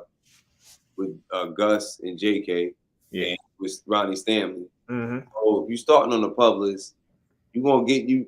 Maybe you be in great, in football shape by time, by the time the season starts. But you're not gonna play in any preseason games, so your legs are not gonna really be under you. So we need another back that's gonna be ready just in case they're not ready. So, Trying to think who was the back that I had a back that I was crazy about, and I wanted. I think it was him. Didn't you have him in your mind? Yeah. Let's see. Yeah, Same. Kam Williams. Okay. Yeah. So yeah, I did like watching this cat, and let me go back to your mock still. Yes, sir. So next, you had a guard, the Cetus. Yeah, Lacitas, he can play guard and center. So, there you go. There go your interior lineman, sir. I did want to grab another corner, but I didn't see anybody that I liked, so I didn't do that. Just to add on another receiver because I know we're gonna lose Miles. And the thing about Bo can play special teams. He can kick return, he can punt return, and he has enough size and speed to be on the outside. I believe he's 6 feet, but he's a blazer though. He got the speed. So I ain't got no notes on Bo. I'm gonna have to go back and watch the tape on this cat. I think at the combine, I think he ran like a 4. I want to say 4.3. So he improved, definitely improved his draft stock because it was nowhere on my radar. Yeah, who has it? He just not. I mean, forgot Sopranos. He just got there. So not gonna be somebody that everybody's talking about at this particular time. Yeah, doesn't look like it at all. Lee, I'm going through pages and pages of notes. I got nothing on that guy. Yeah. Oh well, keep rolling. So there was a next piece that I did not get to. For people to get an opportunity to look at him. Okay, this is the one where I did not make a draft. I did not trade back in. I just took 14 and I traded in. Because I truly believe we're gonna get 2 first-round draft picks. I think you had that many picks. You had the luxury of doing it. Take the opportunity and try to get some quality. Try to get some players that can help us right now. Well, so much for the Tyler Lindenbaum thing because guess what just happened? J.C. Tretter is a Raven. According to Kevin Ostreicher, according to John Harbaugh's comments, it appears rather unlike. Actually, no, sorry. He said, so you're saying he plays like a Raven? I thought you was actually saying that. Actually, I'm like, wait. I was like, we breaking news over here? No, okay. So Cole Jackson and all of them are saying that we're not going to pursue J.C. Tretter. Okay, so yeah, the Tyler Lindenbaum is out. You had me thinking it was breaking news, bro. I'm sorry. I'm laughing, brother, because your face was like. Yeah, I was probably a little heartbroken, bro. Are you sitting there trying to pee in my cornflakes there, dog? Yo, stop. Hey, y'all gotta stop messing with my boy. Well, I was sitting here like, dude, did he just seriously say that he's a Raven? Like, bro, you was sick. You was like, Lindenbaum, no. I was just hurt, dog. I was about to just like, man, oh my god. So they saying that basically he won't. Sorry. Yeah, they won't sign him. They say, I think he should be a Raven. I'll be honest with you. Like, if it's a smart move, so that yes, if they wanted to go after the sexy pick, like B. Reg says, then that would be the opportunity to do that. But I just don't. What up, Don? Say what's up, Don. Go ahead. I'm sorry, sir. Yeah, I still don't think drafting wide receiver first round. I don't think that's it. I don't think that's what we want to do. I know there's a lot out there that have been. I'm talking about this weekend. There's been a full-on band of people I've been sitting here talking to on Twitter who want a wide receiver first round. I just can't see where the logic is coming from. And they keep talking about that Baltimore needs to change the philosophy, but I don't think that they recognize that you talking about the Ravens here. This is a philosophy that has been set in stone for years. As far as everybody else is a throwing type team, and we are putting points up. So they're thinking that we're not putting points up. I'm like, no, this team is like, hey, they were first in the league and 7th in the league in scoring in 2019 and 2020. Now, 2021, I think that was, it was a down year because of injuries and stuff, but the Ravens were up there in scoring, each year, and they were doing it on the ground. So this philosophy, yes, there needs to be a little bit more air attack, but you don't have to go in the first round and invest in a weapon that honestly is going to be not going to get as many reps because Hollywood's still here, and then of course you got to go into camp and compete, to actually get that spot that he's looking for. There's going to be politics involved to where he may get a few more reps, but Rashad Bateman is in year 2, and they want to see what they can get out of this guy. And so I think there's not going to be as big of opportunity for him to succeed or whatever, whoever this, Garrett Wilson or whatever, if Baltimore goes for him first round. We're not going for no receiver first round. Let's see. Check that out. I think we're going to simmer down. All right, so he says, Asmodeus says, I think we're getting a wide receiver in the first 3 rounds, considering who they just signed as assistant QB coach. So I agree with that. I agree with the date, but I think it's going to be George Pickens, but I'm hoping George slides to the second round. What do you think about that? All right, I understand where y'all coming from, Asmodeus. I understand what you're saying. I understand what you're saying, Cal. But this is my logic. This is what I'm thinking. I know we always try to go by best available. Sometimes we switch it up, blah, blah, blah. Yeah. For the most part. But all these high-powered offenses and nobody has a defense to stop them. As long as we have 8, we got offense, instant offense. Mm-hmm. That's just my logic to it. That's why I keep thinking, what do you do to keep the ball in 8's hand? What do we have that year, that rookie year, that made him so amazing? Along with I don't really want to say 2019. That defense was good, but it was nowhere near as good, in my opinion, because of all the takeaways that defense was having in 2018. We got to have a defense that, 1, caused the turnovers. 2, we were up there. We were the number 1 defense, period. Mm-hmm. We were first or second in sacks. Just turnover heavy. Yeah. That 2018 year, right? Okay. So imagine if we can marry that defense with the 2019 offense, with a little bit of the beginning of the year, with the passing game of 2021. If we can marry that should be like the vision that they have. Let's take all these years that Lamar's been here, let's take all the good pieces and put it together.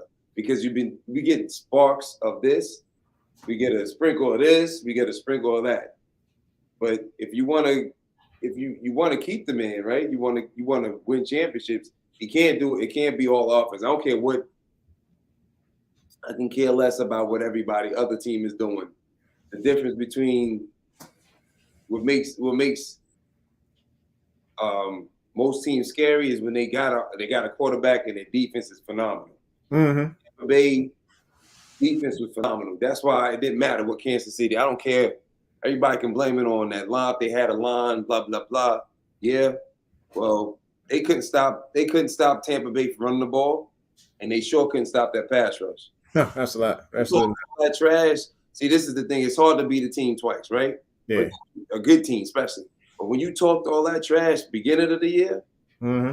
when you came in their house and beat them, when they were trying to get it together, mind you, at that time, this was the beginning of the season when Tampa Bay was trying to get it together. Yeah. Kansas City came in there and spanked them. I believe. Talked all that trash when they got into. Tyreek put up a crazy amount of yards and crazy touchdowns that game. They had no fear to Hill. They had even when Pat was getting the ball off, guess what Jokers were doing? They mad at Hollywood for doing.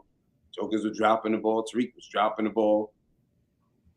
All the Jokers, but that pressure was on. When you got a defense that can set the tone, setting is always going. Look, tone setting is not. I don't care how much you pass the ball. I know it's like the Autobahn now, but tone setting is always will never change. But the thing is, it's like, what they don't understand is if you're reactive because your defense is not handling business, then yes, the whole time you're going to end up struggling but when you set the tone, you're right. You set the tone with a monster defense that been like, hey, we're gonna get in your quarterback's chest, we're gonna lay him down, tell him a bedtime story, a couple of times, or as Ray Lewis said, I'm gonna come back and bless you. Son, God bless you, son. Go ahead. I'm sorry. So we go to these comments here. So yeah, Brookie Davis says, for your information, I did smack the bell. I just rarely check my notification. You know what? Get your life, Brooke. Anyway, so Delicious says Pickens in the second, please. Yes, I do want Pickens in that second. Brooke is going. She's saying she better not see Robin on this team after the next season if we don't win the Super Bowl. You see, your expectations. Granted, yeah, I'm with you, but I want to win the Super Bowl. Don't be that one, bro. It's like if Roman gets us to the championship on this scheme, be back anyway. Go ahead. If he gets us to the championship, sorry, cut you. Okay, finish, brother. Yeah. Finish. If he gets us there, then like there's a reason to keep this guy because that means he got us through the majority of the season with it. But the thing is, it's not just Roman. That's the thing. That's why all these pieces are being placed around Roman and Lamar to succeed because they know it's not just one person that's got to be on. It's a team thing. Together, everyone achieves more. That's what the team thing stands for. I know it sounds cliche and corny, but it's legit. When they win together, when Lamar does great, then it is the team. When it's the team. And when Lamar does terrible, it's the team. It's not all Lamar. And then tag me. Oh, all right. Yeah. To piggyback off that, you are right, bro. He's not going to be there because if we do make it to the Super Bowl, anywhere close to the Super Bowl, guess what's going to happen? He getting hired. Yeah, he's going to get an HC job. So he will not be back, regardless. That's why we got to bring in everybody that we need to bring in as far as assistants, because I think even Irvin is going to get a job as an offensive coordinator somewhere next year. Let me tell you about Brooke. So Brooke was saying when somebody got in trouble for drugs or something like that. I can't remember. Who recently got in trouble recently? On the Ravens?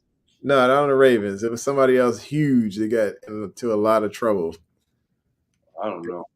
Yeah, she was basically saying that they did whatever that person did as well.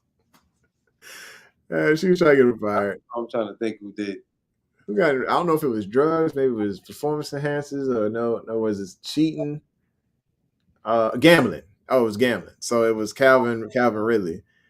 So she was saying that Calvin that G-Roll was over there gambling too. She's just trying to spread some rumors. Anyway, let's go back to Asmodeus here. He says, I have my doubts about even getting into the AFC Championship when it comes to, I guess he's talking about Greg Roman. You got to trust, man. Big trust is what we all about. And look at the changes that they have made around him. Between Keith, between this new cat that just came in from Georgia, there are going to be major strides taken when it comes to the offensive makeup. And maybe they won't, stick around with the RPO. I'm not mad at it. I just watched the game just the other day, and the announcer said one of the teams that uses the RPO the most in the league, and this was last year, it was one of the regular season games, they said it was Kansas City. They said it was Kansas City that used the RPO most. So if it's benefiting Pat Mahomes to run the RPO, of course he's pulling and passing more than pulling and taking it on his own. He's pulling and passing or handing it off. If it's benefiting him and Lamar benefits because of his athletic ability and the ability to pull and hit that slant as well, keep some plays with it. Yes, they can still use a spread style offense, go into 11 personnel and things like that, hit the NASCAR, but honestly, keep the good things that Greg Roman does and build around it. That's what they're trying to do this year. As Modi is he's on the vent tail. He's hot right about now. He got a lot of chest. What do you say? He said, chest. He said, I ain't arguing with you. He's like, defense is important, but that does not mean you ignore the offense either. No, I never said that. No, brother. I never said that. I'm saying that we're not going for a receiver. I don't think that we're going to go for a receiver that early because, one, we were the number two.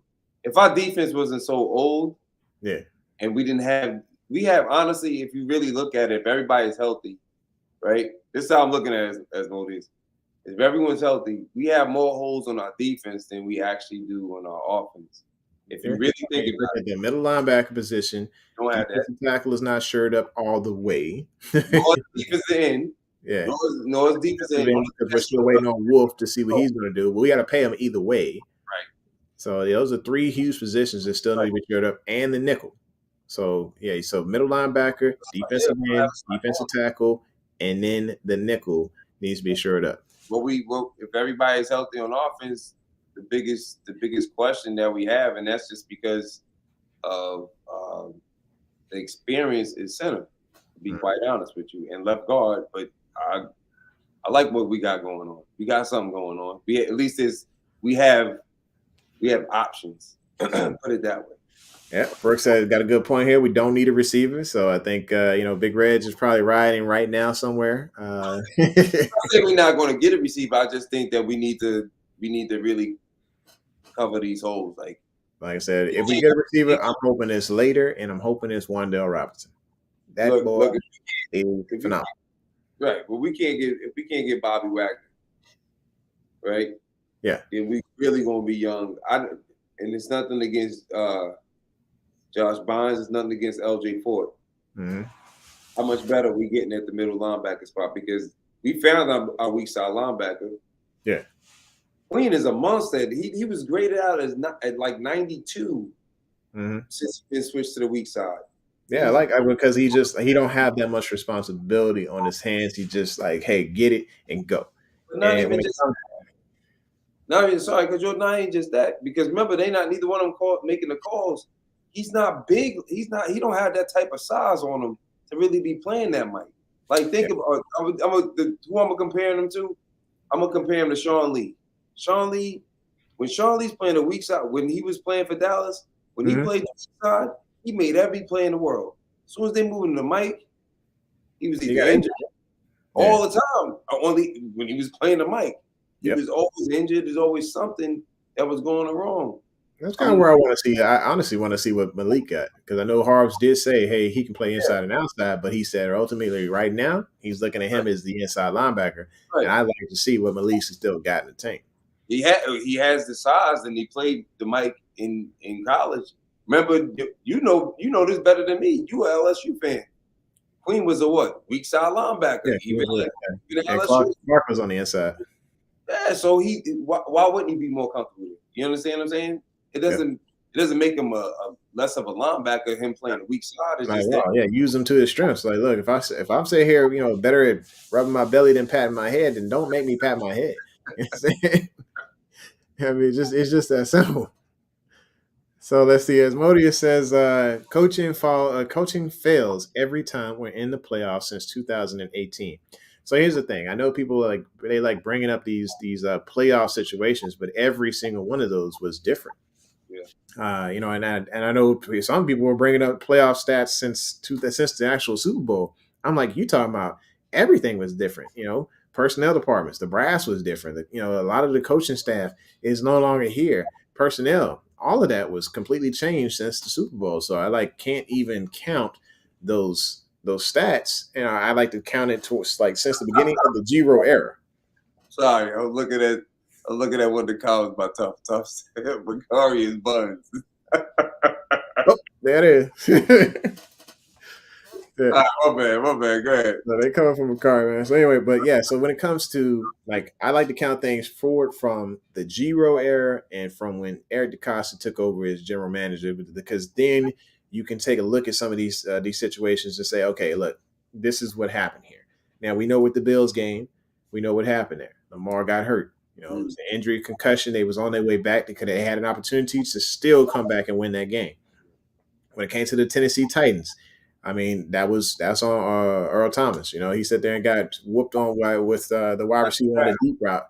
And then, Derrick Henry completely ran over us for 195 yards. Yeah, it was hard to get the rock back. We lost the lead, and it was hard to recover from that. I mean, Lamar he had 500 yards total yards that game.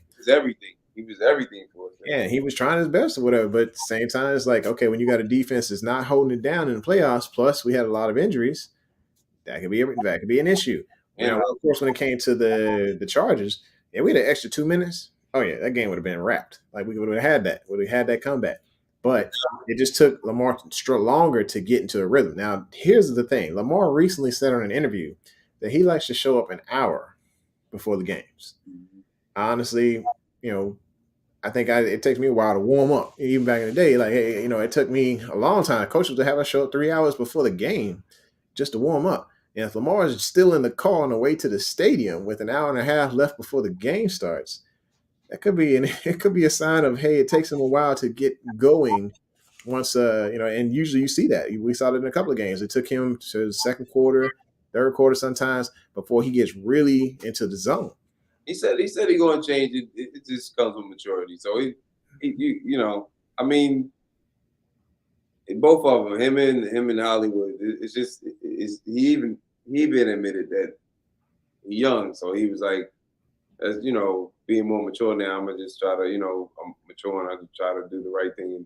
Not saying it's the wrong thing him showing up an hour early, but trying to show up. I think it's the wrong thing. Like, you're not warmed up with the rest of your teammates. There's some of these guys out here, granted they're older, they know the game a little bit more, and they know the bodies. And Lamar knows his body, but at the same time, it would make a lot of people more comfortable, and his receivers more comfortable if he's building that chemistry and walking out on the field confident because he had some throws before the game, not trying to get those practice reps on first down in the first quarter. Just like that could be a problem. You got the other one? Did you get both or no? I didn't get both.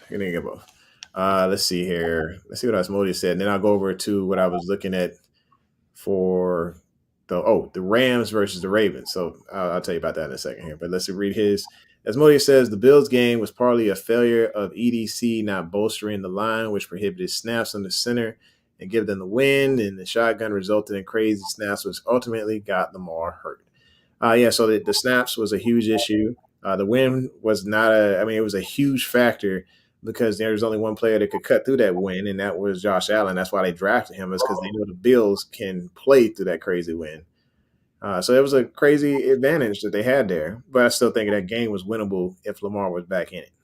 You got to remember that game. I mean, the longest pass that Josh Allen threw was like 15 yards. That was one time, and then I think that one was incomplete. So everything that he was giving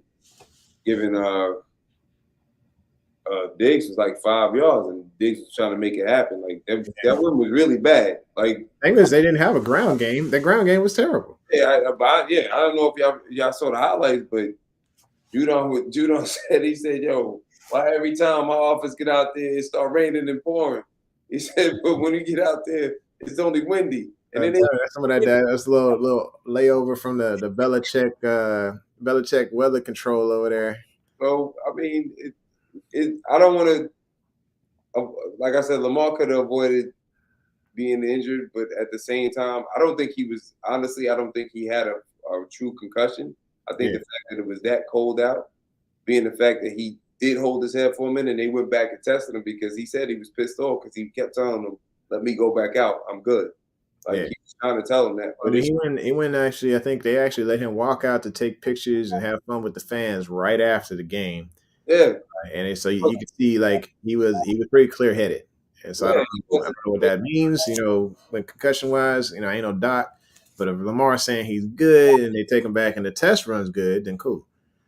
But anyway, once it's cold like that, man, that hard concrete, you gotta just let it go. You know what I mean? Only thing in Roman's vault is cheeseburgers and cupcakes. So hateful. Oh, wow. And then Brooke over here hating too. She says she's seen him gambling right next to Ridley. They want this man gone, man. They want him gone. They try to chase him out of town.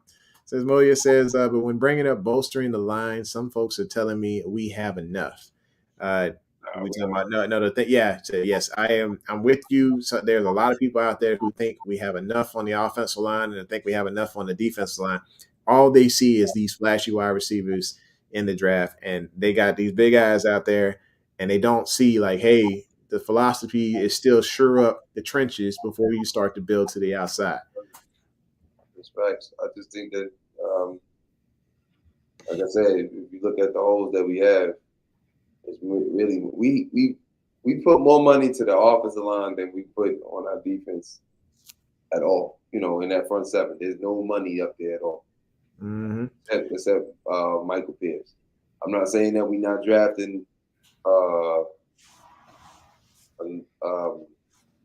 any linemen. I think we are going to draft either tackle, another tackle, or maybe we might draft the center within the first three. I do believe that we are going to go line, but I think that we are going to go defensive heavy. Like, I really believe like the first 2 rounds is going to be defense. Like, especially if they fall the way I'm thinking they're going to fall, not the way that the mock drafts fall with the PFF. Yeah. I really feel like it's going to be defensive line. It's going to be either a defensive lineman or an edge rusher in the corner, or vice versa. It's one of the two is going to happen, I believe, honestly, because I think some of these first round draft picks that would have been first rounders are going to be knocked out because quarterbacks that are not really qualified to be first round draft picks are being pushed. All right, so here we are. The whole reason I put the title on here about the Ravens versus the Rams is because, yes, the Rams win the Super Bowl. Their philosophy has changed a lot of how the general managers are starting to think now. And so the reason they're saying that that philosophy works is because they won. I mean, they've done this philosophy for a few years, and they got to the Super Bowl once and lost. They got to the Super Bowl a couple of years later, and then they finally win. But the Ravens, in their philosophy, actually trounced these Rams that had a majority of that same roster sitting there. And I wanted to take a look at both of the rosters to just say, hey, you know what? Do we match up? What do we have that matches up against what they currently have? And do we have just as much firepower as them?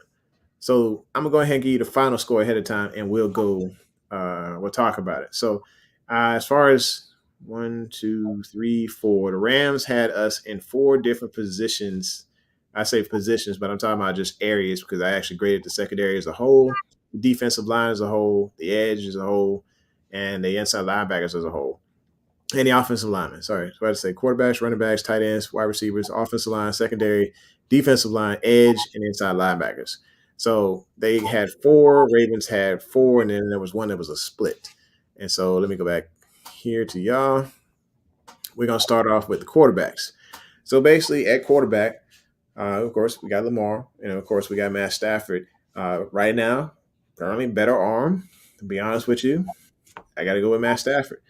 And it's an honest assessment. This guy comes in immediately and does things that Jared Goff can't do, makes throws that Jared Goff can't make. Granted, he has a very talented wide receivers on the outside and on the inside. So I think with the plethora of wide receivers that he had, he was able to do some great things. And he just barely edges Lamar as far as the head-to-head matchup. But, I mean, honestly, if they played right now, and we got a fully healthy roster, Lamar could give him a run for his money.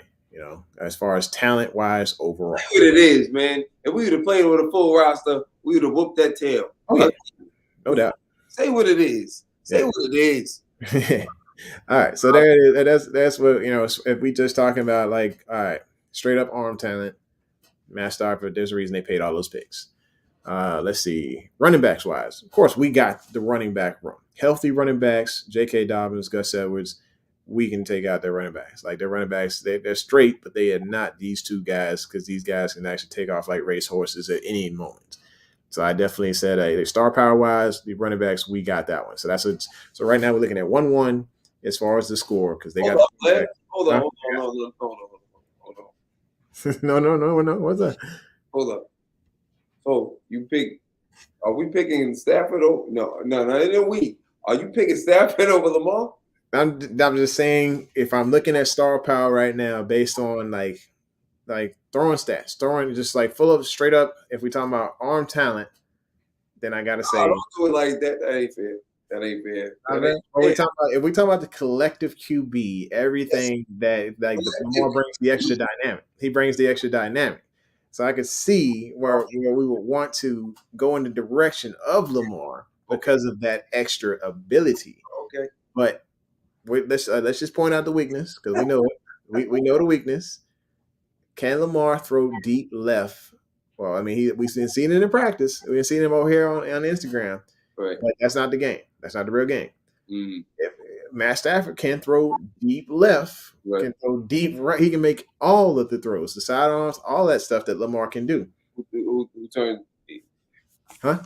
I don't know how to compare that, brother. It's hard for me to. All right, I got what you're saying. Yeah. It's just I mean, you can see it. I mean, sometimes Lamar makes some quarterback. crazy. Lamar is better than. I think Matthew Stafford is a good quarterback. I don't think he's. Like we can go back into the Cleveland game and talk about decision making too. Sometimes poor decision making is there.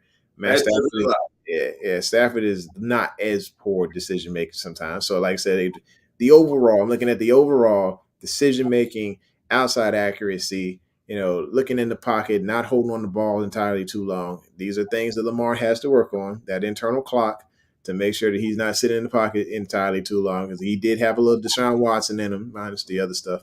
But he was able to kind of put his Deshaun Watson face on, but he was making things happen, but he was also holding on the ball a little bit too long. See, this is the only problem I have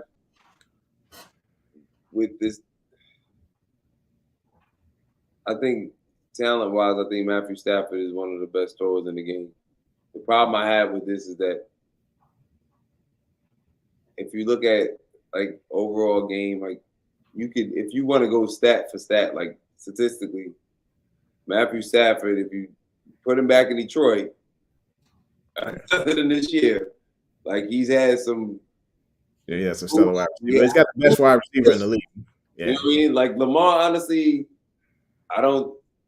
This year, other than, I mean, he really wasn't making that many bad decisions. Other than, I don't know, when he was trying to force things to happen.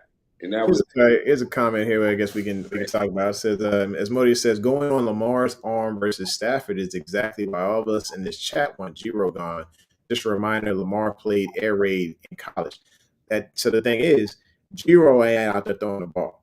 He ain't out there throwing the ball. If he's designed to play to go deep left, is Lamar hitting that consistently, or is it actually going out of bounds? I mean, there's plenty of examples of that. The Tennessee game, even when he connected with Lamar in the Jaguars game and the Browns game, they weren't home run hitters where they should have been. They were actually plays to the outside and going to the sideline when Hollywood had the speed to take off and finish those type of plays. Those are things that he just needs to improve upon. Who's the biggest fan of Lamar? I'm a huge Lamar. I don't know if y'all see my wall over here, but there's a big old, huge picture of LJ on here because I am a big-time Lamar Jackson fan, but I also recognize that there are some things that can be fine-tuned. And you see him, he's working on it. He's working on it. But right now, we start a game today, and they had to actually throw that pass. I'm trusting Matt Stafford to make that throw, not Lamar as much. Let's see. But Giro, yeah, everybody wants Giro gone. Like I said, it's just they got to chill on the Giro, man. Go ahead, back to what you're saying. I apologize. I was just trying to understand. Like overall, I don't see if we want to go overall. I don't see Stafford ahead of Lamar, but I understand what you're saying as far as like what he's throwing, and then I thought you was going by overall, like even with the backs overall, like Yeah, it's like I said, it's a playoff game or whatever like that, and we got the current roster, everybody healthy. Of course, I'm rolling with Lamar. This is a Super Bowl. Everybody healthy. Just hypothetically speaking, we're gonna do comparison. It's the Super Bowl. Everybody healthy. We get Wagner. We get decent. No. We can't do that. We gotta go with what we got right now. What we got right now. So we got right now. You got who is you saying McCarry's at center? McCarry's at center. First, it don't matter. It don't matter. It ain't like they got a great center either. It don't matter. It's not like they got a great center either. That's the thing. Like their offensive line is not like it wasn't that great. Yeah. Just that they were doing quick. They had that play action game was good. Like they really weren't running the ball on Cincinnati. You know what I mean? But OBJ was, oh my God, he was that secondary. They put a lot of money into that old line for Cincinnati. That secondary is boo boo. Anyway, so we got to move forward because so like I said, score 1-1. I know we don't like it, but it's Receivers, go to receivers. Receivers, who got like the score? the nasty casserole right here. So then, of course, tight ends. Tight ends. We own the tight. We got that. Okay, that's us. Okay, Yeah, we got that because I mean, when we got Mandrews over there doing this thing, a healthy Boyle would look nice, and I like what Oliver is. With Higbee, I don't think Higbee matches up on the same level. Nowhere near. Mandrews. No. Nowhere near. So yeah, so we got that one. So the score is Ravens 2, Rams 1. Receivers, I need to hear this one because I got a good debate. If you go on Rams, go ahead. So you looking at the best receiver in the league. Okay, that's one man. And Robinson is over there now. Who? So Robin Robinson, he's over there now. Robin Robinson. Okay, you got it.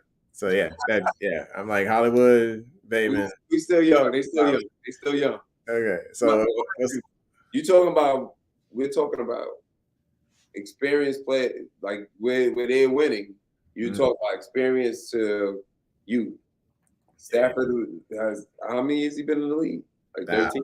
Yeah, he's in his 30s. So, so it's low 30s. Low 30s. He's like 33. He came in when he was 20. Yeah. So it's low 30s. Yeah. Yeah, you're talking about somebody that got this much experience, has been through everything Lamar's been through, to somebody that's just now going into their 5th year. Yeah, I'm just saying, like, they play a game right now. We doing matchup position per position. Receivers wise, you're talking about receivers that Cup's been in. This is 5 years for him. Yeah. Then Allen's been in 5-6 years. Yeah, man, a little bit. Yeah, I think 6 something. I think he's like 28 right now or something. Yeah, and then you're talking about Hollywood, who's he's still building. He's up. Right now, if we had to rank, let's just say we were ranking our top 10 wide receivers, and they were in the list, and we had to put them somewhere in the list. Of course, we are throwing Cup at the top of that list, and Hollywood somewhere towards the middle back end of that list. If we're talking about the entire league of receivers, so that's what I'm saying. You're talking about experience, as far as experience going towards you right now, and those two where they win. That's what I'm just saying. Yeah. Now, as far as offensive line, I think that's a wash on both ends. Yeah. With the offensive line, I gave them. Let me check my stuff. Can't really give them nothing. I gave that to the Rams, bro. I gave it to the Rams. How? How many times was Lamar on his back this season? And how many times was Stafford on his back this season? He was on his back a lot, though. But it wasn't 37 times before he got injured due to the line. What you talking about? We talking about a healthy line. We're not talking about a healthy line right now. You gotta go right now. Are we shored up at left guard? And are we sure at center? If we're a healthy line, yeah, I think we're good enough that he definitely not going to be. Remember, hold up. If you look at the set, most of his pressures came from both the edges. It wasn't up the middle. Like Bozeman only gave up 1 sack. Yeah. Kevin gave up none. Okay. Right? I think Ben Powers gave up 3, and Ben Cleveland gave up, I believe, 1. Yeah. That was on how were they in the run game? I mean, granted, the running backs were bad, but how were they in the run game as well? Sorry, I cut you off.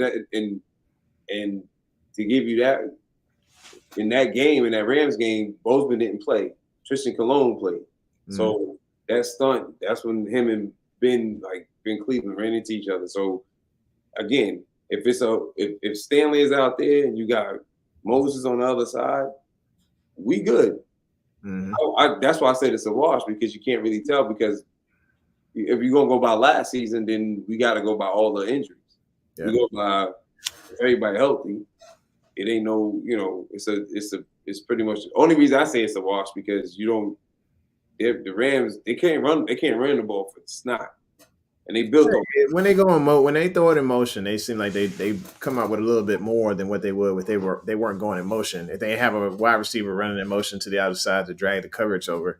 Let's go back to the wide receivers real quick. Asmodeus says Rams over Ravens wide receivers, with the caveat that our wide receivers could improve with better coaching schemes. Like I said, it's going to be improved this year. Just have faith that there's plenty of people there cooking up a storm for Baltimore to come back for this revenge tour. But he can't, as much as you saying the scheme as far as the route running, but they got to just get better as just receivers. And then you could see the routes actually got better. Scheme at all. You're not talking about the coaching. You're saying just the receiver versus receiver. Like Yeah. right now, you got those are two Pro Bowlers, and then Yep. if you include Odell, that's three Pro Bowl Yeah, receivers. that's true. And yeah, so they got they got Odell, they got they got three of the best receivers in the game versus three of our guys who are still ascending, but Yeah. not necessarily where they should be, or not where these guys are. Not saying where they should be. Sorry. Let's go with Delicious. Delicious says, I got to say the Rams had a better O line. So I think Healthy, OD. We talking about healthy. If they both healthy, yeah. Y'all looking at the flag. Healthy and solidified. They got healthy, solidified starters over there. We got a competition of players. That was last year, and this year they don't have that because if we're going healthy, if we're going to talk about the people that we have right now, that everybody healthy. Yeah. Ainsworth, their best lineman, is not playing anymore. He's retired. Okay. So they couldn't run the ball. They couldn't run the ball in Cincinnati. Yeah. And Cincinnati had their best defensive lineman in there. They couldn't run the ball on who did they play with? They couldn't run the ball on Tampa. It was just that, I mean, you run it enough that you can do the passing, that you can, do the play action. Even when they played us this year, they couldn't really run the ball. You know what I mean? So that's why I said that the offensive line is a wash. Like, I don't see it being theirs or ours. So if we put that one in the middle, let's see. As I was going down the line, I gave it to the O line, but I gave it to the Rams as far as O line. So if I put that in the split, I'm gonna put that one in the split because I think you convinced me based on what they don't have. All right, so we have the score is 2-2. So quarterbacks, Rams; running backs, Ravens; tight ends, Ravens; wide receivers, hands down, Rams. And then with the O line, that's a split it's a split between them.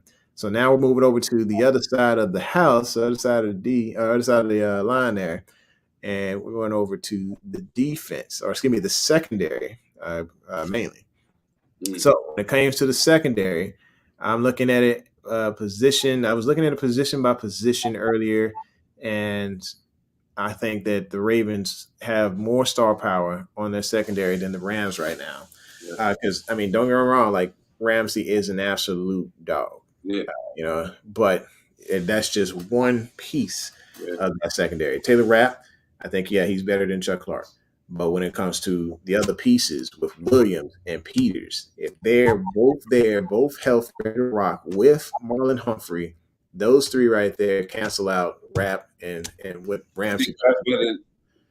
Isn't Rapp more of a center fielder than safety than a strong safety?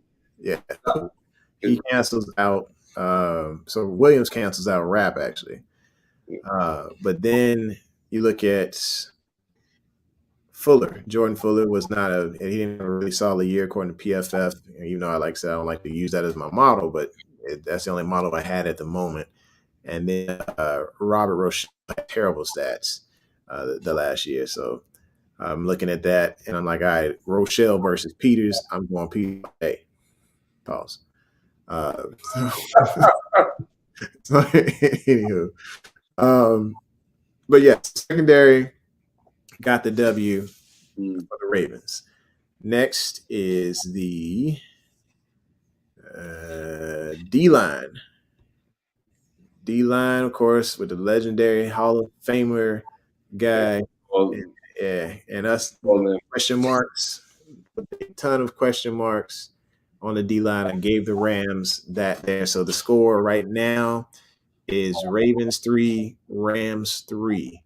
And with the final two positions up for discussion is edge and inside linebackers. So when it came to the edge, let me go back over here to see what my. I got Lloyd. I don't know who else they got, and they got Terrence. He didn't even play in the Super Bowl actually. So let's see currently what they got right now on the edge. So you got Ashawn Robinson. You have Terrell Lewis. Terrell Lewis is actually bad against the run and had terrible pass coverage skills as well. On the other side, of course, you had Leonard Floyd. What's up? He wasn't even dressed for the Super Bowl. Yeah, and so of course, like playing a game right now, showing his stats. I guess the last time he stepped on the field, he was not that guy when it came to the outside linebacker position. Leonard Floyd, yes, a great guy from Chicago. I think he was a good chess piece to have there, especially in the Super Bowl. But I think when it comes to healthy edge guys right now with Adafi and Bowser. yeah, with Bowser healthy, I think we got that. I think we got the edge. So what do you think on that? Like Bless. Huh? I'm with that one. I was saying good night to Bless. Oh, good night, Bless. Yeah, have a good night, man. Yeah, the Delicious picked the Rams. Rams best edge. I mean, they got Floyd, but at the same time, I'm thinking this year. I think he came out with Floyd and Vaughn, but Vaughn can't count Vaughn. Vaughn not there, so Vaughn is a free agent right now.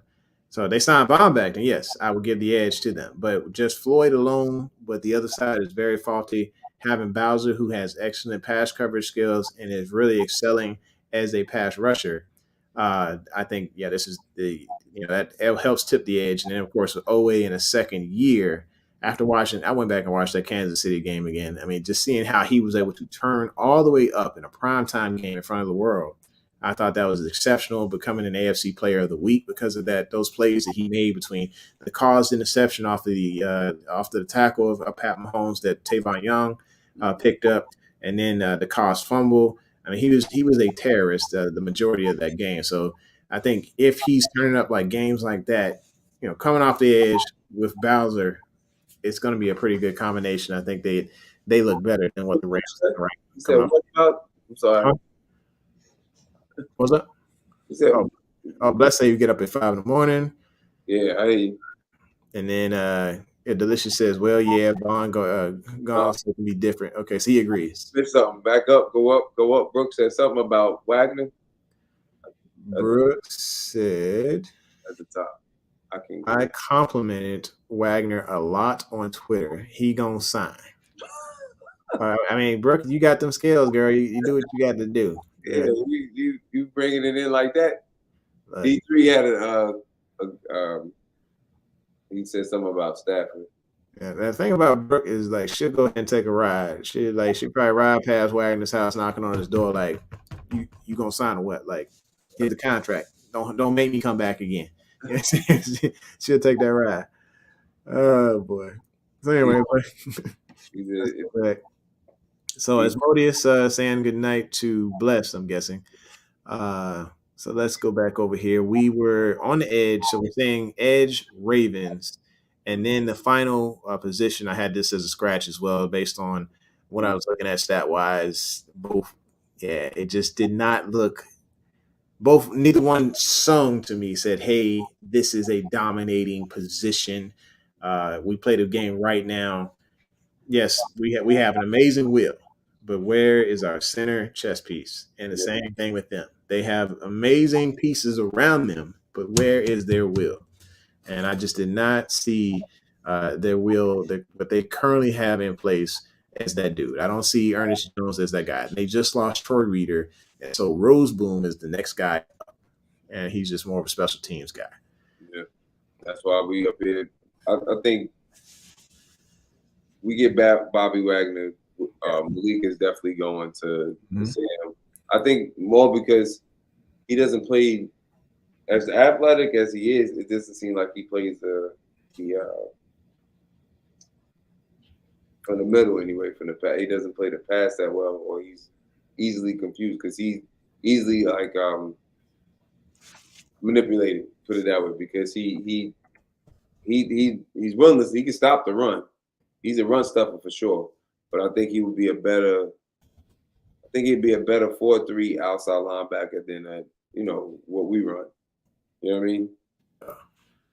So I don't know. He reminds me like he has the same size as Anthony Barr, but he's working on both sides. He got to work some way of getting on the field. I don't know. Dalen Haynes, we'll see what happens when he comes back. D3 said something about Stafford is good, but he can be exposed. Yeah. It can be. It can be. I mean, there were times in Detroit where he just did not put it all together, and I don't know if he was recovered from injuries or what. But let's see the total star power, final star power total is Ravens. Rams 3, Ravens 4, with the split of 2. So it looks like the Ravens right now have more star power than the Rams. And so this model of let's sign everything and break the bank and go completely stupid at every daggone position, putting everything on the credit card, Eric DeCosta's philosophy still matches up. I think that's what Ravens fans need to recognize is that as much as we peek over the fence at everybody else's stuff, still recognize that the formula that Eric DeCosta has in mind, the schemes, the people that are being brought in to help coach these players, the conditional coaches, the whole system of Baltimore is specifically built for Baltimore players, not the other way around. We're not doing everything else everybody else does in this copycat league. There's a reason why everybody swings right, we swing left. Yeah. I think what they're trying to do with Wagner, I know he's his own agent and he wants to do a 1 year, $11 million deal before we get off here. I know we done did too. I think because they are talking about his legacy and his legacy here, how it could be. And he's a great guy. Ray Lewis loves him. I think he's trying to. I think if I was them, I would definitely try to get him here for a multi-year deal. Like, don't leave. Like, come on, let's we can work this out to where maybe you drop it down that he's making $9 million a year, or 10, and give him give him his 11. Give him his 11 year, but at the same time, make it a 3-year deal. That way, we're not hurting right now. But I mean, because you make it if you make it a 3-year deal, he's going. You got to hit him with the advance. So and so if we go cheap though, you see what happened last time we went cheap. Yeah, that's true. We don't get that, especially when we know that the Rams are still at the table. Yeah. I know. I mean, I know we got more in the books than they do as far as cap space. So so I think they're sitting like in the negative, and we sitting at 6.5. The Rams are in the negative. I believe so, or they may have just gotten out of. They were like 4, but they had like 4. Let's see. I'm gonna go look at this right now. We like around 7, 6.5, or something like that. So, Yeah, it's hard to look up because, like I said, this year they threw, like I said, every copycat team in the league saw the Rams model, and I saw this. I said this at the Super Bowl. I said this after they won the Super Bowl that this league was going to get turned on its head with this salary cap because everybody saw what the Rams were able to do and thinking they could duplicate this. So they're dead money. So they are, with all their players, at negative $1,514,599. With the top 51, they got $8,835,401. I don't think that's accurate, to be honest. I think they got a different number, and I don't think it's higher than the Ravens right now. Anywho, let's see what. So 4 million. Yeah, 4 million over the cap. Yeah. So Delicious says, I hope by tomorrow or Wednesday, Wagner puts pen to paper and comes here. I agree that. So Brooke says, Imodius, that's right, because I think she was talking about Mr. Dip Dip, and also about getting Wagner, so we can win this. And then I'm still hot about a Darius. Yes. I think a lot of us were frustrated on that. Granted, when you think you got a deal, and then next thing you know, the television comes on and something else crazy happens, and they can say Eric DeCosta was cheap. Yeah. But Eric DeCosta was trying to get the best thing you can do. I mean, if you can get light bulbs at the dollar store that work just as good as the ones at Home Depot, I mean, what you gonna do? You know what I'm saying? And to be honest with you, if you look at the deal that he got in Minnesota, it really wasn't that much more. It was a little bit higher. I think it was 13, maybe. Yeah, so it was $8 million, I think, a year is what we offered, and then 13 or 14 a year, but they took a year away. They took a year away from him. There's The only reason ours would have been higher is because the incentive base would have made it 12.5 million. Yeah, So, with the opportunity to go up to 50. right. Yeah, that's what I'm saying. Like, I'm saying if it would have went up to 50, which it probably most likely would have, because that's how Baltimore always shows love regardless. Mm-hmm. In 12.5, million that he was getting. I think there he's getting, I don't know. I think it's maybe he get 14, I believe. I don't know, but coming off a back injury, you didn't know what he was going to get. It's just that when you see, and I'm not mad at him, when you see everybody else getting, you got the sign, Yeah, and Chandler Jones get this, and Vaughn get this, and they older than me. Hold on, player, let me get a little, yeah. Oh yeah, he going. I mean, that's why Tyreek left. He left Kansas City, and I never heard somebody that was so transparent about the money on an actual presser. I didn't see the presser. What did he say? He walked into the press conference room and said, you know what, he's like Kansas City, Mahomes, all them my boys. They forever gonna be my boys. But when somebody shake that amount of money at you, and then people started laughing, and he kind of snickered himself, which he kind of knew, like, hey, I just gave away a dynasty for the extra money, and Pat was like, hey, go after the money. He was like, well, I understand, type of deal. But I think it was just once he saw Devontae Adams' deal go down, Kansas City came to the table and was like, "Hey, we can't. We're sorry, we can't." See, that's what the problem is. So many teams that have so much cap space because they've been bad so long. Y'all gotta really understand that they've been bad so long. Cincinnati's been bad so long. Cleveland's been bad for so long, and so on and so forth. If y'all haven't noticed a trend, it's always been Jets, Cincinnati, Kansas City. For some reason, Detroit never has money, but always been those three that always have all the daggone money because they've been bad for so long. Yeah, the thing is, some were just cheap and wouldn't invest. Like, what was it the Colts? They had tons of money for years, and they didn't invest. That's the anomaly with them. He's just cheap like that. Like he could have, dude. You got all that dough. You could have brought in. You could have, instead of going through all this nonsense, you could have brought yourself a quarterback in. You could have had. You could have had. You could have shipped some money at Russell Wilson or somebody to come there. They don't want to pay anybody. Nah. The problem. I don't know what's going on. He just like wants to stay under the cap and save money. Maybe that's the general man. Maybe it's the owner in his pocket. Is like, hey, look, man, you save me money, you get more money. Yeah, like I don't know how long they're gonna do that. Like Matt Ryan, even though you paying his piece, you still at the end of the day, you still good. Like they still got tons of money. Yeah. So what's she saying? She's like, Zaho. Oh, yeah. Brooke. He played games in the front office. Then he want to get up there and line the Vikings presser with excuses of why he declined, like stop lying. I think we are over it. You holding on. Let it go, bro. Like you act like you had a date with him. Let it go. Like telling you, she get very emotional when it comes to her Ravens, man. Like you think Lisa emotional, Brooke get emotional. Okay, man. I don't remember who said it, if it was Colin Coward or someone else, but teams do pay for getting the most expensive guys. Yeah.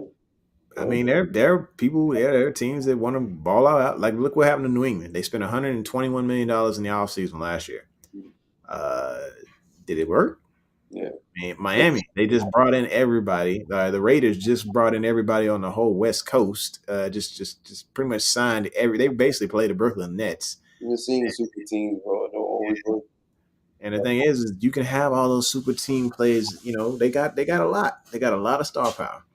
But all it takes, is for them to turn into the '96 Lakers without that direction that they need, and then they might be in the same amount of trouble as every other team running around here. Then you're gonna see people fighting on the sidelines because they are the superstars. I came from the Green Bay Packers. I was the Arizona Cardinals.